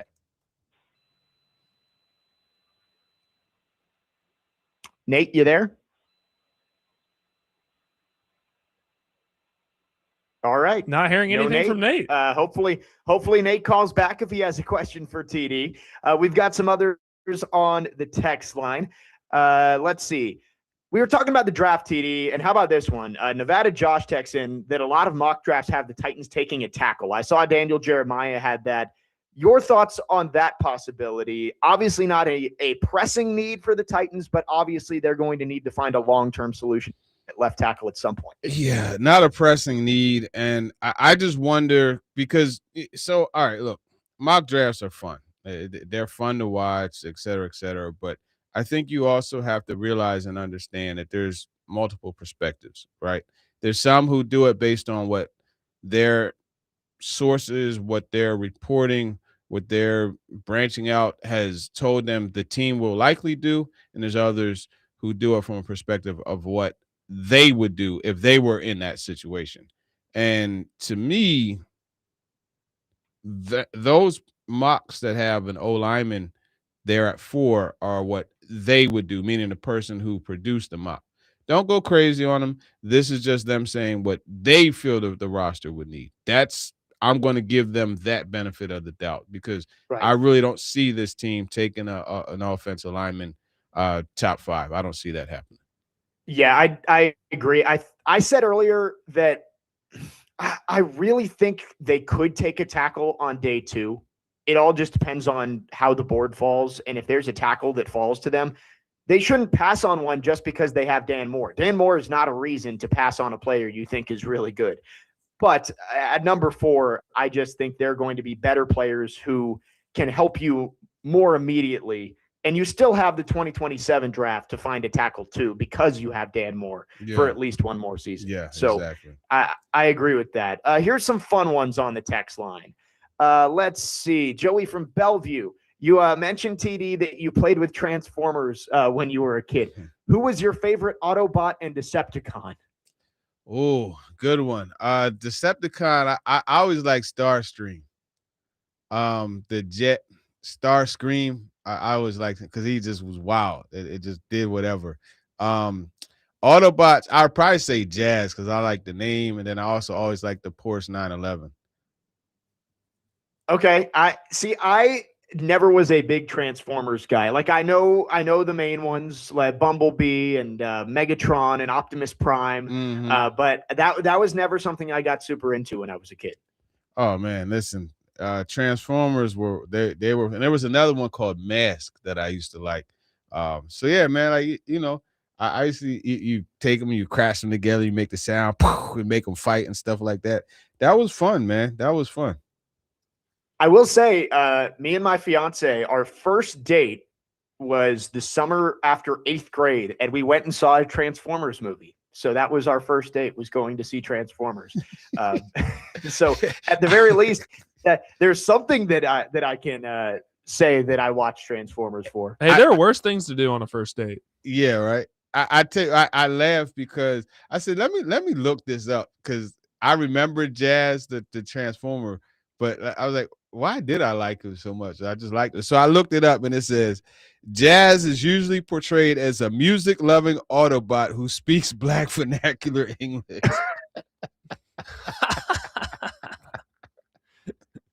Hey, at least I'm consistent. Hey, there we go. That's so Jake, funny. did your fiance have you close your eyes during the Megan Fox scene? So it wasn't one of the Megan Fox ones. It was the Mark Wahlberg and who is Josh Allen's wife? Haley Steinfeld. Haley Steinfeld. Yes, it was that one that we went and saw. This was actually, just getting into the details of it, this was the first time we dated. My fiance actually broke up with me 2 days later after that, and we reconnected a couple of years later. So there you go. But yes, Transformers started the whole thing. Let's get back to the questions on the text line. Actually, Nate has called back in. So let's go back to our phone lines. Nate is on the line. Do we have Nate this time? Yeah, how's it going, guys? Sorry about that, man. I had a bad signal out here, man. Yeah, I love your show, man. But if I was, that's one reason that John Robinson got ran out of town. He had too many misses, man. We can't have a miss this time. You got to go with Jeremiah Love, man. You got to, because we need some star power, and running backs they come in and make a difference before any position. Ruben Bain is good now, but you just never know with them pass rushers, man. It might take a year, might take 2 years, might never happen, I feel you. I feel you on that. But to me, it's kind of like what I said to Adam in Portland. Any position, just drafting period, it's an inexact science, and it is literally a crapshoot. Now, I will say Jeremiah Love is one of those prospects where your odds are tilted more in your favor, to get a really good return. But to me, that pick, I don't know that he could single-handedly elevate everything. You know what I mean? He could. Yeah, and it's tough because you could again say the same thing about Ruben Bain, but I just think when you look at positional value and how it matches what this roster needs. You would take Ruben Bain over Max Crosby? I would take. It would cost you more than it does. Overall pick yeah, to get. That's going to cost you $25 to $30 million a year. You know what I mean? In addition to what it's going to cost you to acquire him. But it's a game. He's a game wrecker, and he's proven he is a game. But do you trade? It's probably going to. I would say hypothetically a first and a third. Do you trade a first and a third for Max Crosby? I mean, I wouldn't trade that first pick, but you ain't getting Max Crosby, brother. That's just how it is. And you look at what Robert Saleh did in San Francisco with all the injuries on defense. Mm-hmm. He can make it work, man. And I think, Nashville, we need some star power. We need some game breakers, man. Definitely. Definitely. Yeah. And so, we just can't afford to miss this time, man. We can't take a project, man. We need a sure thing, man. Yeah. Thanks for taking my call, guys. Yeah, for sure. Appreciate you calling, Nate. And I tell you, I don't think Ruben Bain is a project or Reese is a project. I agree with that. And look, like if they drafted Jeremiah Love, I wouldn't go crazy on him. I would understand it. Like you want to draft guys that are impact players. And it's funny Nate said that they need a playmaker because we have an entry coming up, a 32 for 32. And you had to describe what has to happen in the offseason in 3 words. And I broke playmakers up into 2 words. And I just said, add playmakers. You know what I mean? And it's 100%. That's what they need on this roster. Jeremiah Love is just that. You know what I mean? I just personally will lean more towards Bain or Reese. Now, Bailey to Jeremiah Love, like that is going to require, like, I'm running all the way up until there's 2 seconds left. You know what I mean? 5 seconds left to figure out what I do there. Yeah, and I agree with you.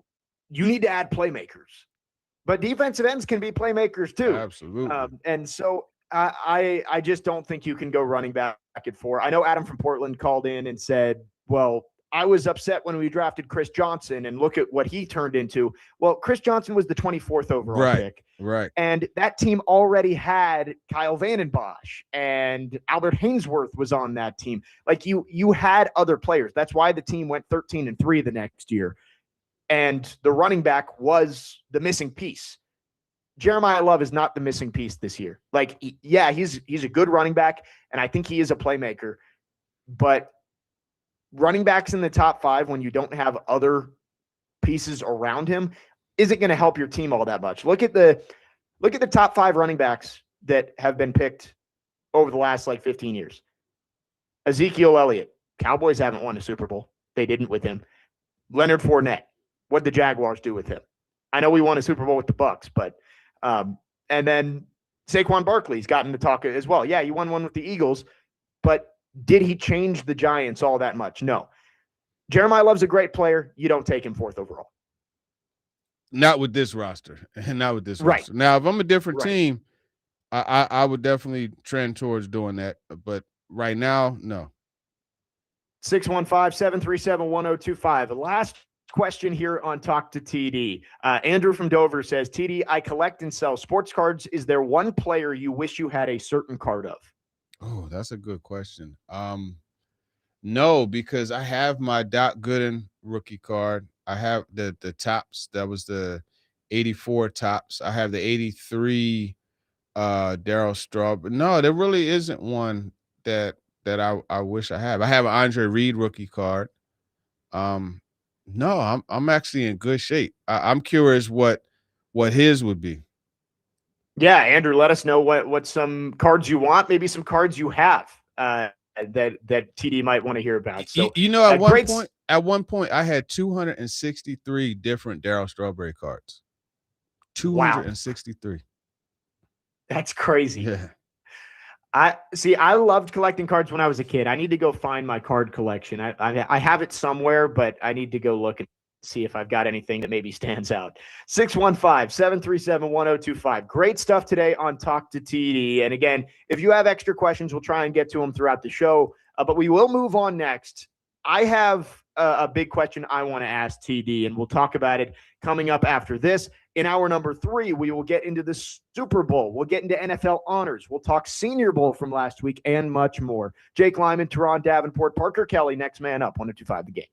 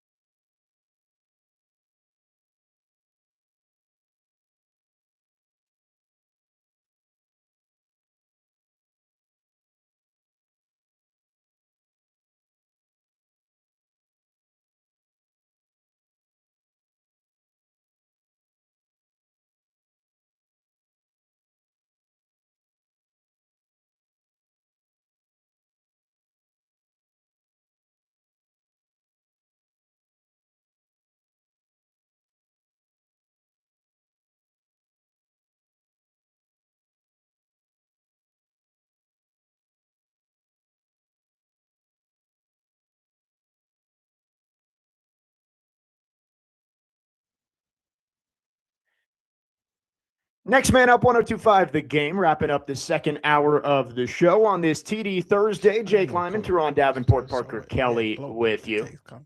Great stuff on Talk to TD today. We got some good questions, Titans related, non-Titans related. Well done from everyone who interacted.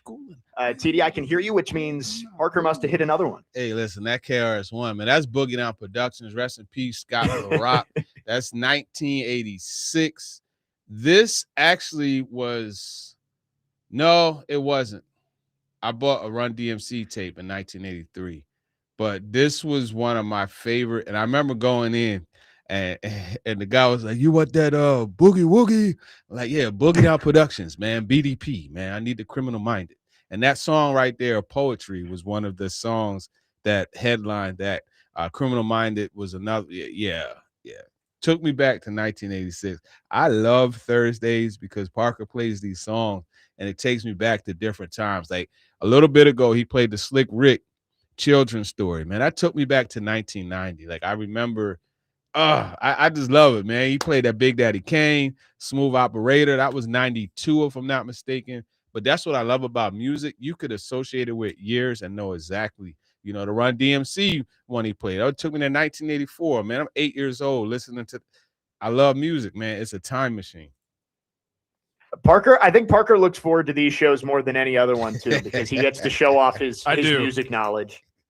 Yeah, no doubt, man. I love it. We are almost 2 hours into the show, so plenty more coming with TD. And we just finished Talk to TD. We let everybody ask their questions. And TD, I've got a big question for you. It's been the buzz of Titans Twitter for the last week.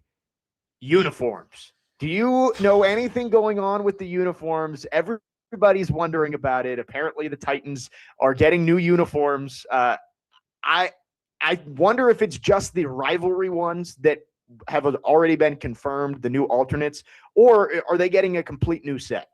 Yeah, that I'm not sure. I honestly don't know. I don't know about that. Sorry. I just wanted to see if you had any info. Yeah. I believe it's Zach Cohen on Twitter has been who is he's that? Been talking a lot. I don't know. I guess he does do like some investigating when it comes to teams getting new uniforms, and he's reporting that the Titans have filed for new uniforms in 2026. And the news from a couple weeks ago that all of the Titans jerseys went 40% off online usually is what happens when a team is getting all new jerseys. So I don't know. But I guess the rumor is that before the draft, if they get new uniforms, it'll happen before the draft. So I don't know. I guess we'll find out. Do you have any preferences, TD, if there are new uniforms, anything you'd want to see? Honestly, man, I've always been a fan of the all white. I love that all white look.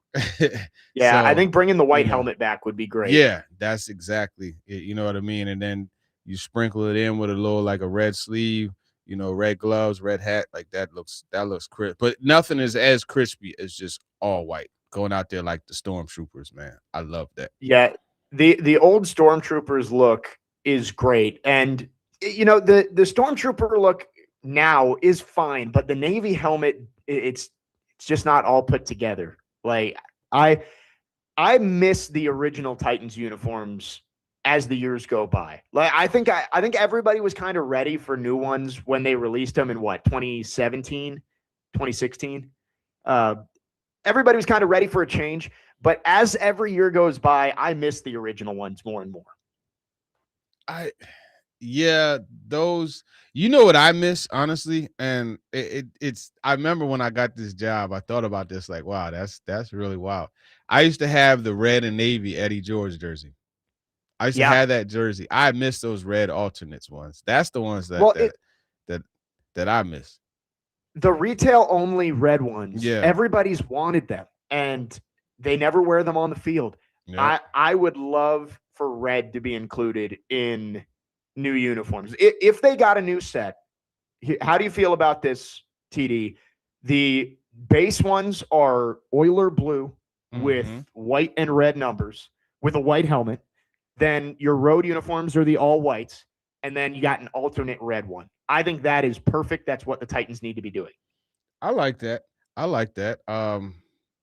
I mean, they have a few jersey combinations that I like. I like the navies. You know what I mean? The navy ones that they wore like in they didn't wear that this year. That they wore like They did not wear 23, any 24. navy this year. The navy was nice. I like that. I just like the colors overall, but I really like that baby blue, that love your blue, so to speak, Oiler blue and that red. Like when you mix those two together, it pops. I guess we'll find out. Probably, I would guess if it's going to happen before the draft, maybe we get some teasers out there in the next month or so. But there's a lot of buzz, a lot of smoke around the Titans getting new uniforms. At the very least, what we do know is that the Titans are getting those rivalry uniforms that we saw from the NFC West and the AFC East this year. Those are rotating around the league. So this year, the AFC South gets them. And so at the very least, that's what we know is that the Titans are getting those. But I think it would make sense for the Titans to do a rebrand heading into the new stadium, which is kind of why I think there's so much buzz about this, is that they're going to rebrand in 2026. And then that way, when they put all the signage and stuff up on the new stadium, you're not giving away what your new look is going to look like. Yeah, no, exactly. They're going to try to keep that on the low as much as possible because when it comes out, they're going to pop it with a bunch of access on the website. They're going to have that thing turned up and ready to not get overloaded, but have that shipping company ready to go because there's going to be a bunch of jerseys ordered.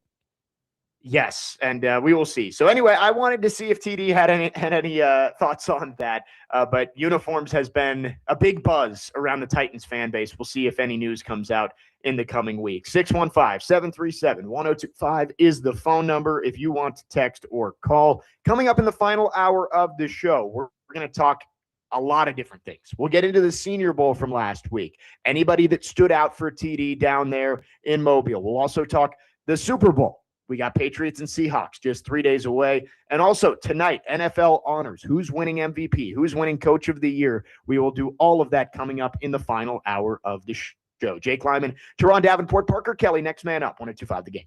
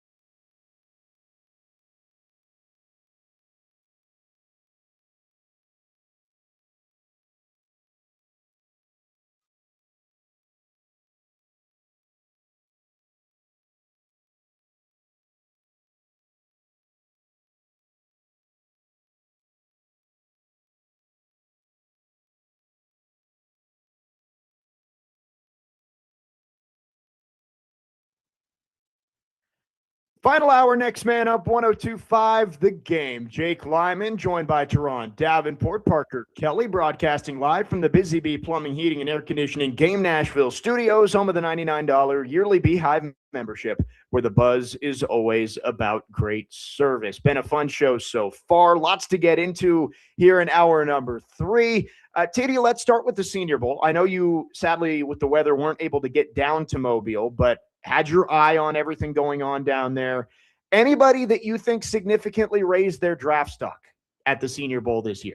Yeah, there are a few guys that I think did that. I think when you look at TJ Parker, the Clemson, Derek Moore from Michigan, a couple of edge guys, and Parker especially, like he was someone that had a chance to make a move because, you know, Bailey and Bain, they didn't come, right? And so now the spotlight turns to him as one of the top ends or edge guys, that was there. So that's one. Ephesians, I can't pronounce Ephesians. He's a 6'2" corner out of Washington. Yeah. So there were 2 Washington corners, the Metroid type corners with the super long arms, long body. I love my guy Emery Hunt. That's how he refers to some of those long corners, like that game Metroid. But you know, he's someone that really impressed me just watching his footwork despite that size. So you got that Tyron Montgomery out of John Carroll. You know, this is a small school guy. He went there and he leveled up. Ted Hurst had a nice week out of Georgia State. You know, 6'3", 185, runs like a deer. Had a really nice one-handed catch. I think you look at those guys. There were a bunch of prospects that stood out to me. I mean, you could look at Malik Muhammad out of Texas. That's another one, a very physical corner. The safety out of TCU, I forget his name, but this dude is a ball hawk. There was a guy, Betcher, out of Oregon, a linebacker that was really good. Jacob Rodriguez, you know, he showed. I mean, you're talking about someone that's always around the ball, very active, you know. And that Texas Tech, that defense overall was just fun to watch, you know. So those are some of the guys. I mean, there are an assortment of ones, you know, to pull out my notes, but off the top of my mind, that's a group that really impressed me.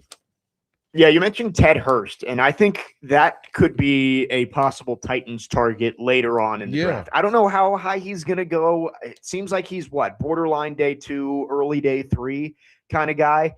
If the Titans do get into a situation where you take a pass rusher early, and then on day 2, maybe you like a cornerback or an offensive lineman falls, and you end up going into day 3 and haven't taken that wide receiver yet, maybe Ted Hurst ends up being one of the guys you could look at there. Yeah, no, without a doubt. And I mean, you like to see guys be able to level up, right? And show that they actually can compete against a next level of competition. So you love that. I mean, look, Barry Brown, right? You know, local guy. I thought it was really impressive. He showed tremendous route running ability, right? And we talked about Tyreek Hill earlier, and I'm not comparing it to. I'm just using an example of being able to use your speed and your routes, right? And it's your biggest asset, but being able to use that to push a DB back and throttle down and work your way. He did that really well in practice, and he actually had a catch in the first quarter that way also. So, you know, Barry and Brown, local product, man, Pearl Cone High School. For sure. Kentucky, LSU, and he could end up being a target for the Titans, who will almost certainly be interested in a lot of wide receivers in the draft this year. You mentioned a few cornerbacks, and that room is going to be – it's going to look very different next year, I guess you could say, because there's not a lot of bodies in that room right now. I was looking at it earlier this week, TD. Correct me if I'm wrong. The only 2 cornerbacks outside of L'Jarius Sneed, who I don't expect to be on the team next year, that are under contract for 2026 are Marcus Harris and Michael Robinson. Is that it? Cornerback is Darrell Baker? I think Baker's a restricted free agent. Okay, so you probably can still bring him back, but that room is thin, and there's not a whole lot of high-end talent there. So how do you think the Titans address that? Do you think that's going to be more of a free agent heavy room, or do you think they maybe take a couple in the draft, or kind of a balance of both? I think it's going to be a balance of both. You know, I think when you look at some of the options, the draft picks that they have, I think it's going to be a balance. You know what I mean? And to me, it goes back to the Washington kid, Ephesians Prysuck, that I mentioned. To me, like, he matches that Robert Saleh. If they're going to work that cover three, you want those long corners that could defend a deep part of the field. Obviously, last year, they did a lot of a man in San Francisco under Saleh, but I think those longer corners, it matches. Yeah, I would agree with that. I think you like to see some of the size out there on the outside, especially because I think you feel okay about Marcus Harris entering the year as your starting nickel. Now, you might have to bring in some competition for him, but the Titans are in desperate need of talented, young, outside cornerbacks to develop. I think you'll have to go into free agency to get somebody towards the top of that room, but it would be surprising to me, I'll say, if the Titans get through the fourth round and haven't taken at least one, if not two, cornerbacks. Yeah, I would be surprised if they don't do that as well. The cupboard is bare, right? And that's another area where you could have a young up and coming group if you stock it correctly. And I think you go out and you sign an Alontae Taylor, someone like that. I think that'll put you in a good place. Yes. And we saw at the end of last year how bare the cupboard was for the Titans secondary. They're going to have to address that this offseason. 615-737-1025 is the phone number if you want to text or call. Our phone line driven by WilsonCountyHyundai.com. Quick breaking news. I know we don't talk NBA a lot on here, TD, but I figured this is somewhat important. The trade deadline is today, and Giannis Antetokounmpo will not be traded. The Bucks have told teams they're going to keep him. Yeah, that's what that little Yes, I got it the exact same time you did. Yeah, man. Yes, so trade deadline today. Seeing a lot of different moves. I know we've got some Grizzlies fans out there. There's rumors John Morant might get traded. Jaren Jackson Jr. just got traded, so something to keep an eye on there as we could see a flurry of moves here. I think it's 3:00 Eastern is the deadline. Yeah. So coming up quickly.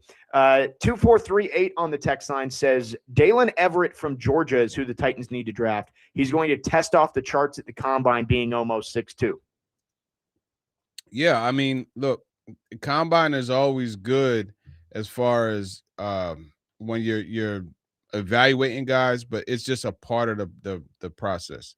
I don't think you could get too high on that. I mean, look, I like him as a corner without a doubt, but I mean, I just don't draft off the combine. You know what I mean? And what'll probably end up happening is, as the texter mentioned, he's gonna show and prove well, but then you got to go back and you got to watch the film to match it. I know his 2024 film is really good, so you just got to wonder, okay, is that going to translate? That's the main thing. And the combine coming up in about 3 weeks. So we will start to get some more, I guess, focus on what the Titans' direction might be in the draft throughout the next couple of weeks. 615-737-1025 is the phone number. You can text or call. Our phone line's driven by WilsonCountyHyundai.com. Coming up next, we'll get into the Super Bowl with TD a little bit. It is Seahawks and Patriots coming up on Sunday. How does TD think it's going to go? And I also want to know from Titans fans out there, and I know some other shows have asked this, but I do want to hear, are Titans fans rooting for or against Mike Vrabel in this game? Because I think there will be mixed opinions on that. We'll do that coming up next. 615-737-1025. Jake Lyman, Turron, Davenport, Parker Kelly, next man up, 1025 The Game.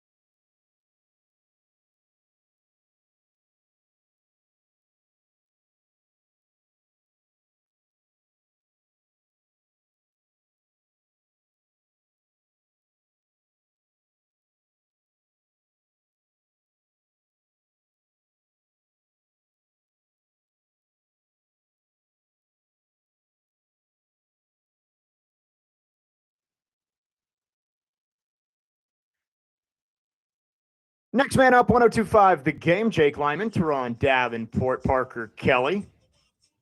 Big thanks to everyone who's interacted today. Good stuff on Talking with TD in the last hour. Let's get into the Super Bowl here, TD. Seahawks, Patriots coming up on Sunday in Santa Clara. This is an interesting one. And I've been saying all week I'm on the Seahawks, and I'm sticking with it. But it is just a different type of matchup than we've seen in the past. Good quarterbacks, good defenses. I think it'll be Seattle, but I don't think anything would truly surprise me in this game.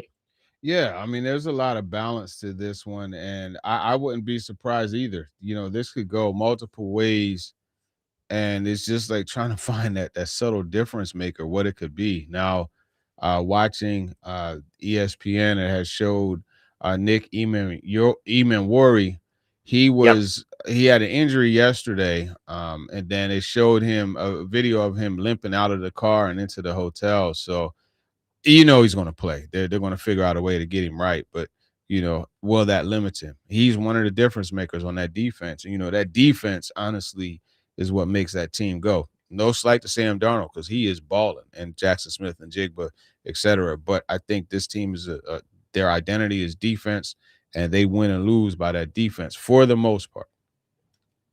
Yeah, I would agree with that. I think that defense has been what's carried them. You look back at the two 49ers games they played, the one to clinch the 1 seed at the end of the season, and then in the divisional round, I mean, they just locked up San Francisco. Mm-hmm. And the Patriots offense is good, but it's not great. And that's why I lean Seattle. I do think the Patriots defense is good. I think the Patriots offense is good, but I think Seattle's got the edge in both. So I've said 31-23 Seattle all week. I'm sticking with it. I think that's going to be the final score. Yeah. Man, I'm going to go 24-21 Patriots. I think the Patriots win this game. Yeah, I think they win.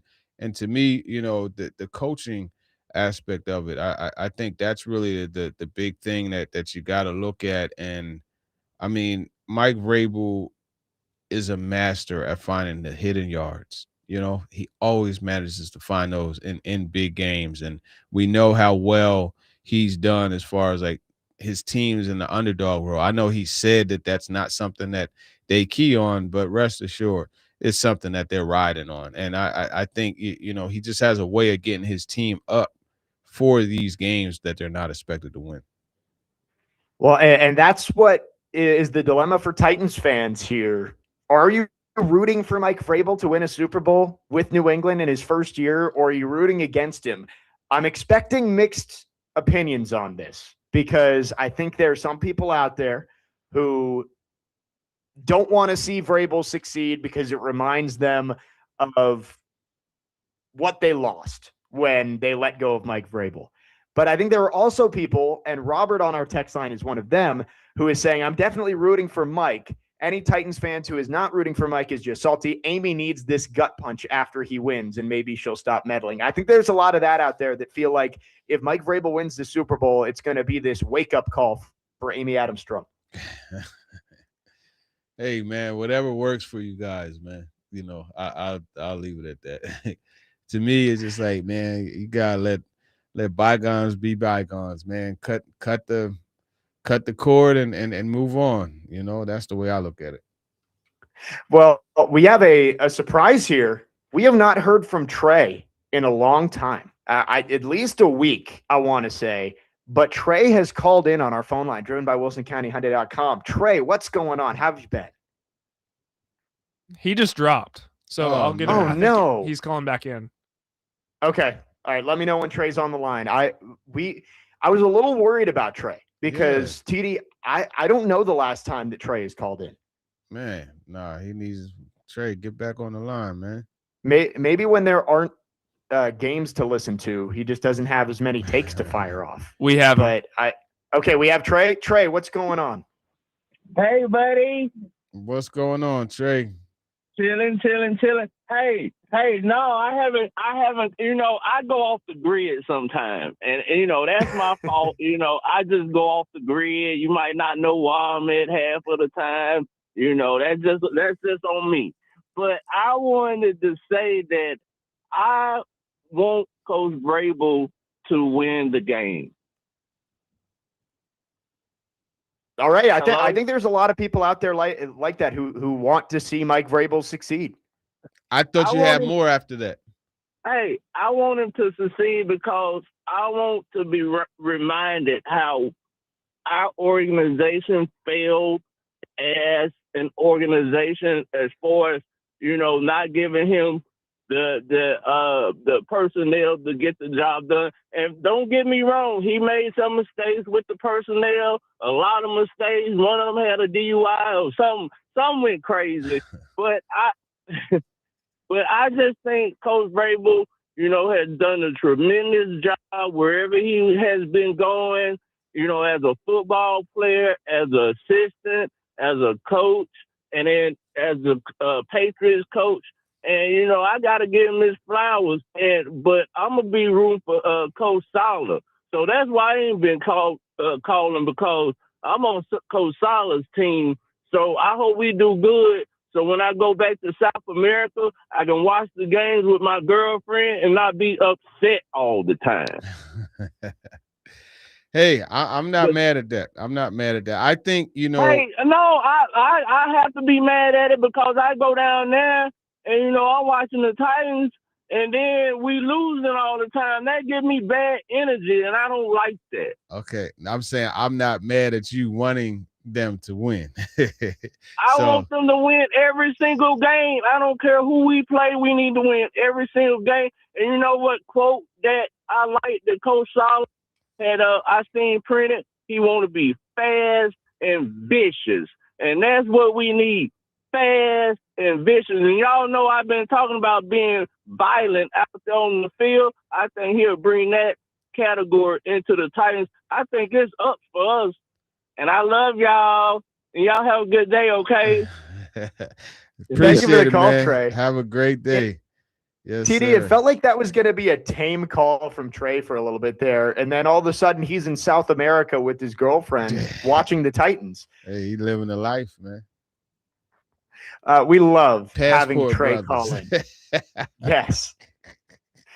Trey is the best. Glad to hear from him because it's been a while. A couple of texts on the text line. 9355 says, I'd be curious how many coaches have won Super Bowls with teams that they won Super Bowls with while playing. I can't think of any off the top of my head. Tom Flores, I believe. Okay. Yeah, with the same team. Yeah, Tom Flores with the Raiders. I remember that 83 Super Bowl. Marcus Allen, reverse field. Clifford Branch was on that team. Who was Zachariah Branch's uncle out of Georgia? Oh, yeah, I want to say Tom. I'm looking at it now. I'm pretty sure it was Tom Flores. Yeah, Tom Flores. There you go. So Vrabel wouldn't be the first, but definitely a unique accomplishment if he's able to win it. Won 3 Super Bowls as a player with New England, and then could end up winning one as a coach. Couple more texts about the Vrabel situation. Jeff from Nebraska says, I feel the same way about John Robinson and A.J. Brown. Let it go. It's been years now. Leave it in the past. Mm-hmm. And I think that's fair. The Titans fans, I think, are justified in being upset about a team that was winning consistently being torn down for no reason. But I think the expiration date has passed now. The replacements for both Robinson and Vrabel are gone. You've started over with a new regime. I agree. I think it is time for Titans fans to move on into this new era of Titans football and leave the past in the past. Yeah, man. Teddy Pendergrass, he made a song about it. You want to hear it? Here it go. I think you better let it go. It looks like another love TKO. Let it go, man. It's done. Move on. Weston Hermitage says, Vrabel is the man. Pat's winning it all. He said he put $50 on it in December before the season was over. Hated when he got fired, and everybody said he was crazy. It says, TD, make a bet with me. I'll take the Pats. You take the Hawks. But you're taking the Patriots, TD. So, yeah. I don't know if that bet would work out. And I'm not allowed to gamble on football, so I will not incriminate myself on these national airwaves, right, and local airwaves. So I appreciate Yes. the offer, but I will politely pass. Yes. Yeah. TD and I, neither of us are allowed to make bets, but appreciate the offer.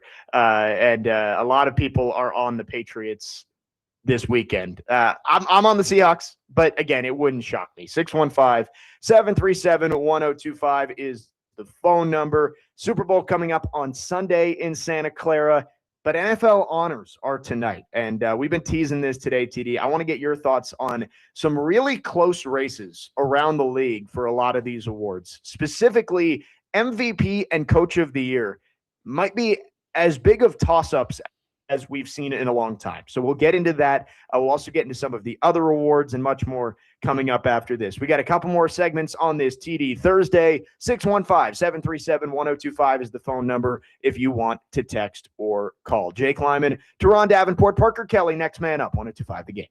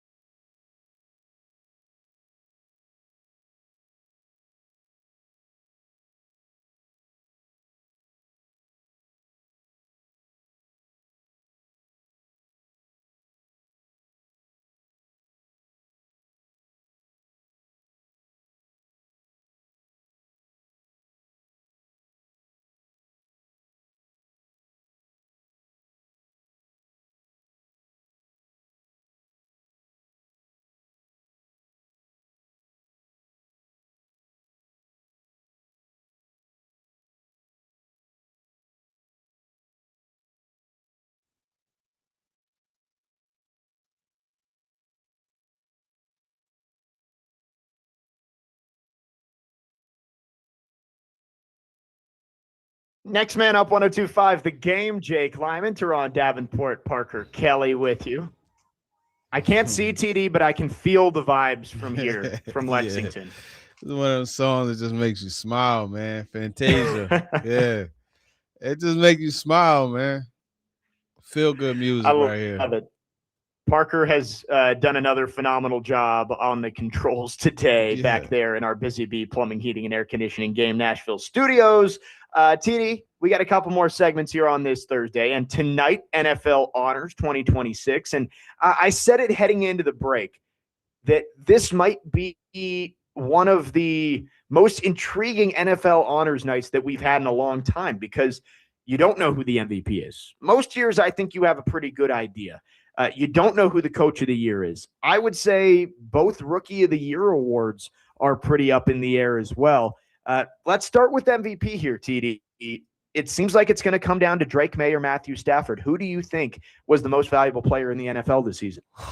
That is really tough. I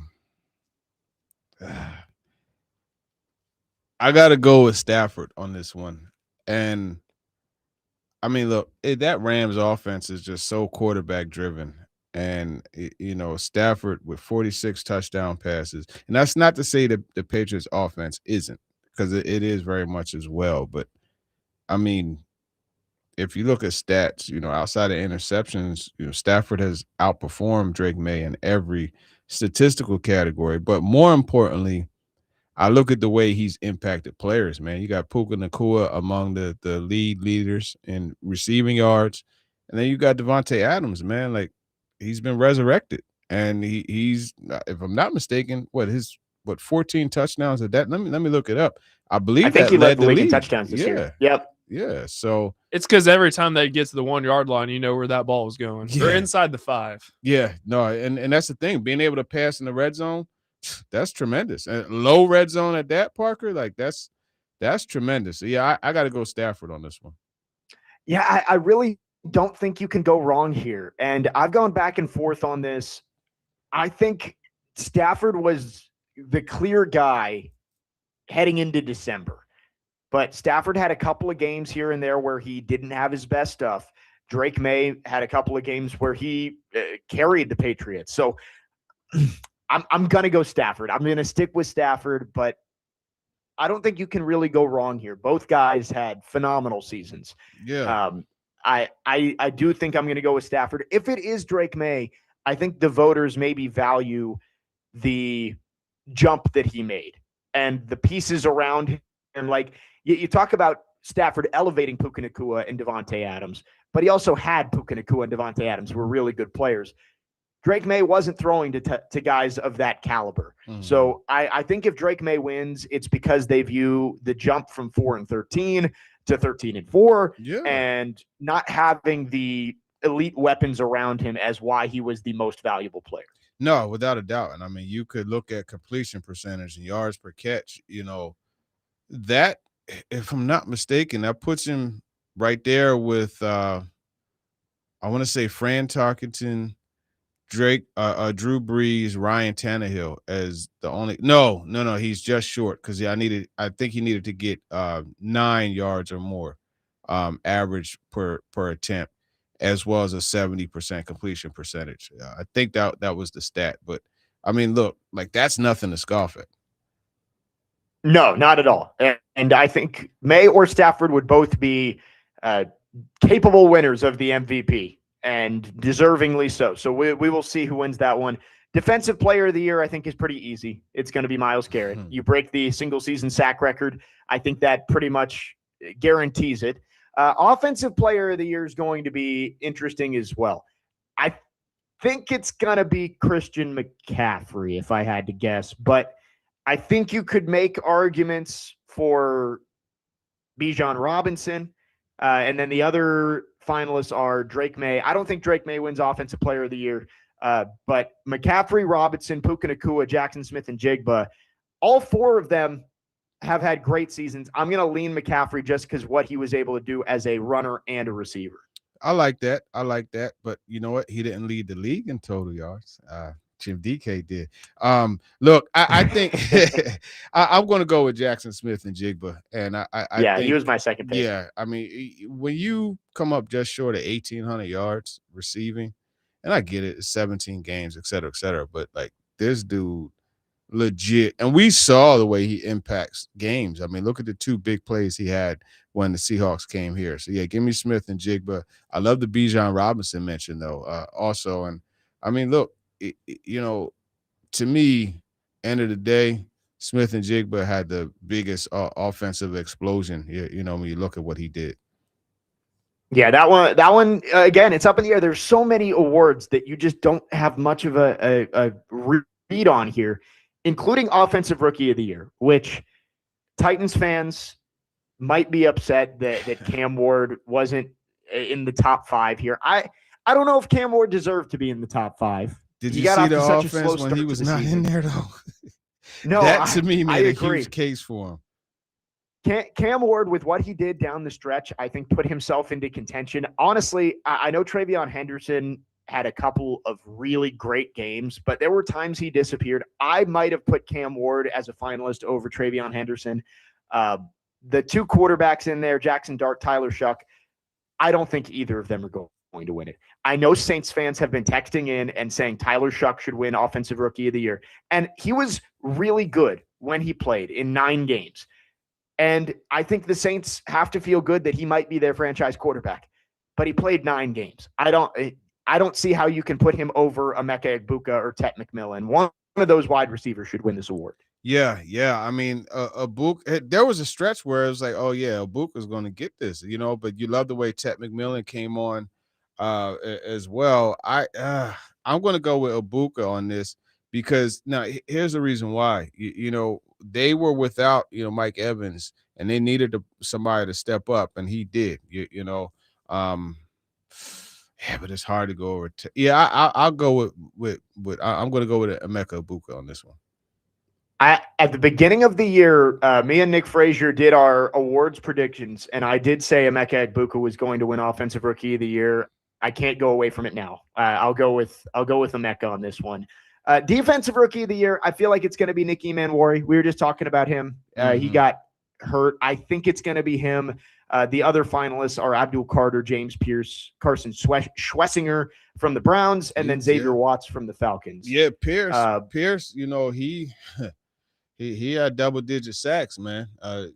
When did the Falcons do that? You know what I mean? Pierce or Emanwari, I think, are probably your front runners there. Abdul Carter did not have the sack production, but he did. Yeah, he got a lot of pressure. So I think he deserves to be a finalist, but probably not to win it. Let's finish with this one here, though. Coach of the Year. I think all 5 finalists could win it. This is the biggest toss-up for any award I think I've seen at least in the last 10 years, because Liam Cohen, Ben Johnson, Mike McDonald, Kyle Shanahan, Mike Vrabel. I really don't think that you could – it's splitting hairs to choose who you're going to pick as Coach of the Year. All 5 of those guys have cases, and I really don't know who is going to come out as the Coach of the Year this year. I'm going Vrabel, man. This Patriots, like, they were a top 5 drafting team last year. Yeah. You know what I mean? And so were the Jaguars, though. I believe this was done. All the voting is after the regular season, so playoffs don't play a role in it. Yeah. So having that hindsight there of seeing the Jaguars not, in the Super Bowl and the Patriots in it, that definitely tilts it. I'm gonna stick with that with Vrabel, but Ben Johnson, I think he deserves a lot of credit. You know what I mean, for going in there and reestablishing the culture and getting them out of the losing ways, the Bears that is, and being able to make things happen. But to me, when you look at that roster, it was ready to win. It just needed the right leadership. Yeah, I think I'm gonna go Ben Johnson. I'm not. Listen, I'm not mad at that. Right. It's so tough because Liam Cohen and Mike Vrabel, you took teams that were picking in the top 5 and you got them to 13 wins and won their division. Deserve a whole lot of credit for that. Ben Johnson, I mean, he turned the Bears into a team that was a play or two away from the NFC Championship game. And I know that the playoffs aren't included in this. And then you can't just forget about Mike McDonald and Kyle Shanahan, too. Like Shanahan, with all of the injuries that the 49ers had, to get that team into the playoffs and win a playoff game, that deserves a whole lot of credit, too. So, Coach of the Year, that is the one that I am most split on because I really do think all 5 of them, they could win it, and I don't think you could really argue that they don't deserve it. Mm-hmm. Yeah, I mean, there are multiple directions it could go. Yeah, I mean, I think in most years, the resumes that these 5 guys have probably wins you Coach of the Year. It just so happened that all of them happened in the same season. So that'll be interesting tonight at NFL Honors. Again, kicking off Super Bowl weekend, the awards given out tonight. And then Sunday in Santa Clara, Seahawks, Patriots. What's going to happen? We don't know. We're excited, though. It'll be a good game out there at Levi Stadium. 615-737-1025 is the phone number if you want to text or call. Last call for phones as we have one more segment on this Thursday. We'll wrap up the show. Coming up next, Jake Lyman, Turron, Davenport, Parker Kelly. Next man up, 102.5 The Game.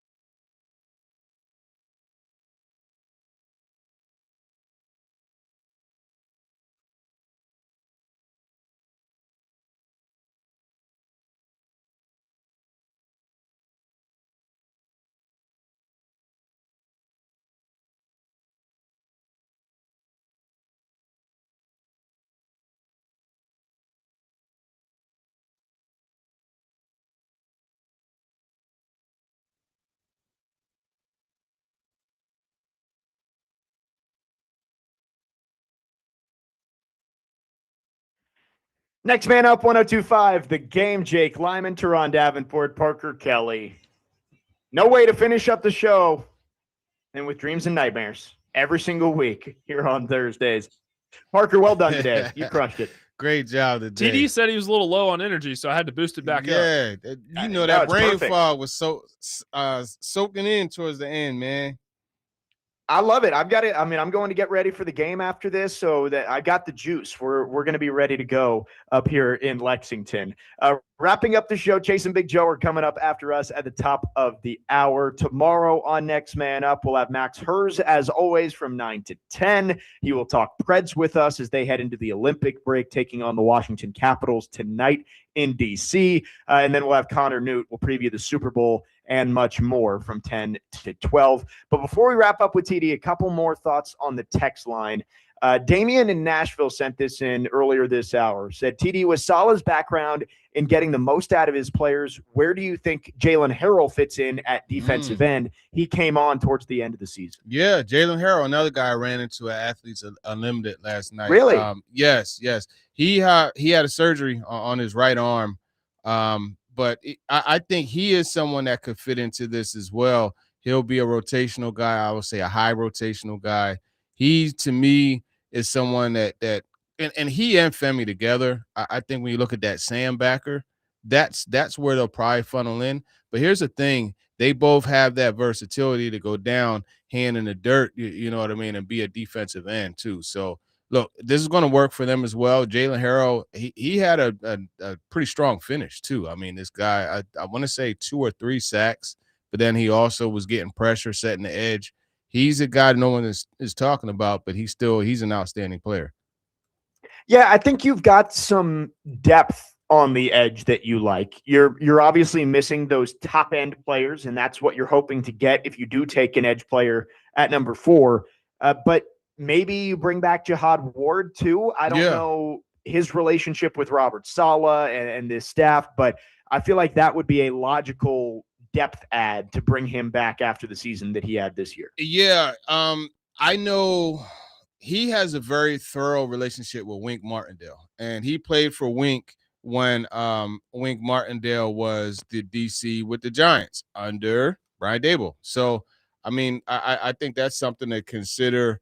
There's obviously familiarity, as far as that's concerned, but I don't know, man. Where did Wink Martindale go? I don't think he's at Michigan still. Let's see. He is a candidate for the Cardinals defensive coordinator job. So he could end up there then. I think if you go as far as like Heidi following a coach, he's going to follow Wink Martindale. And I know if he's, basing it off of that, because that relationship is thorough. He told me he would love to play for him again. But he also said that he does like it here and wouldn't mind being back here. Yeah, so that might be something to keep an eye on where Martindale ends up. Speaking of the Cardinals, how about Arizona going with Mike LaFleur and Nathaniel Hackett, both of Robert Saleh's offensive coordinators with the Jets, reuniting down there in the Valley? Yeah, to each their own. I'll say that much. Look,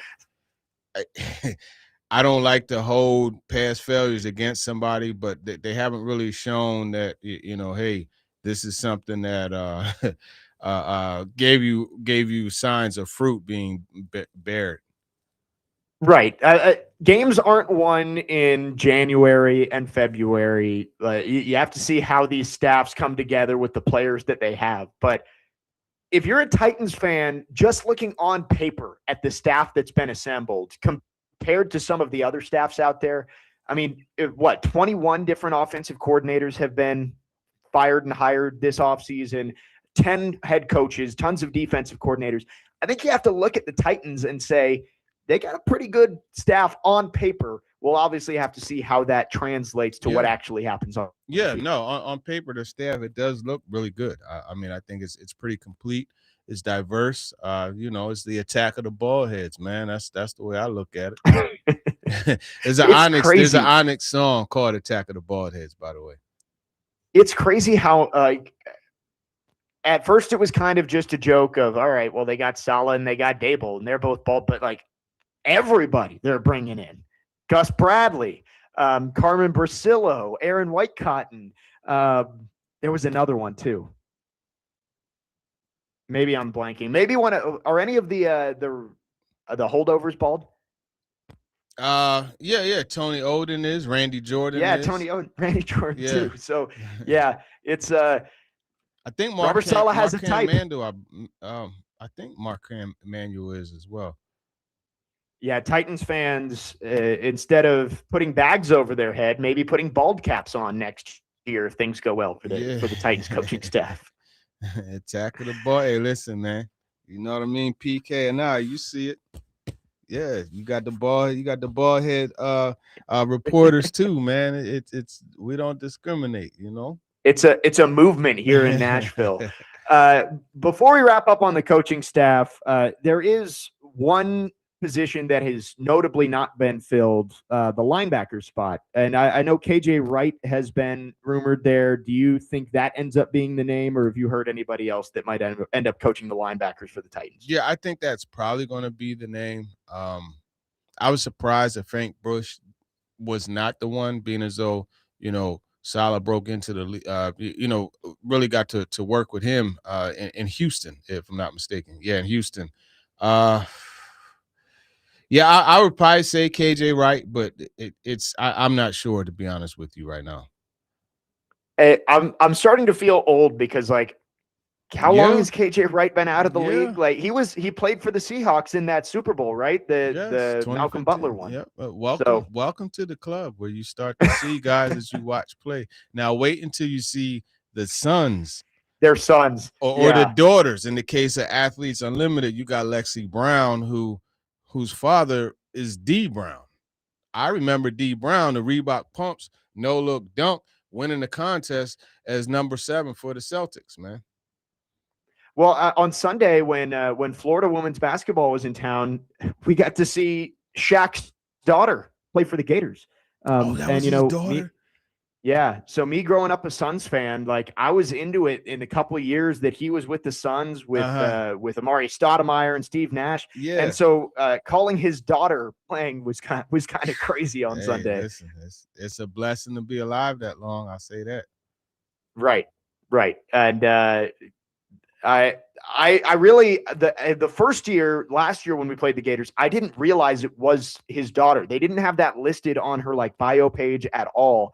But I dug deeper this year and found that out. So cool stuff. And Vandy women's basketball back at it tonight. We are in Lexington. If you want to tune in, 5:45 pregame show on 94.9 The Fan, 6 o'clock tip-off.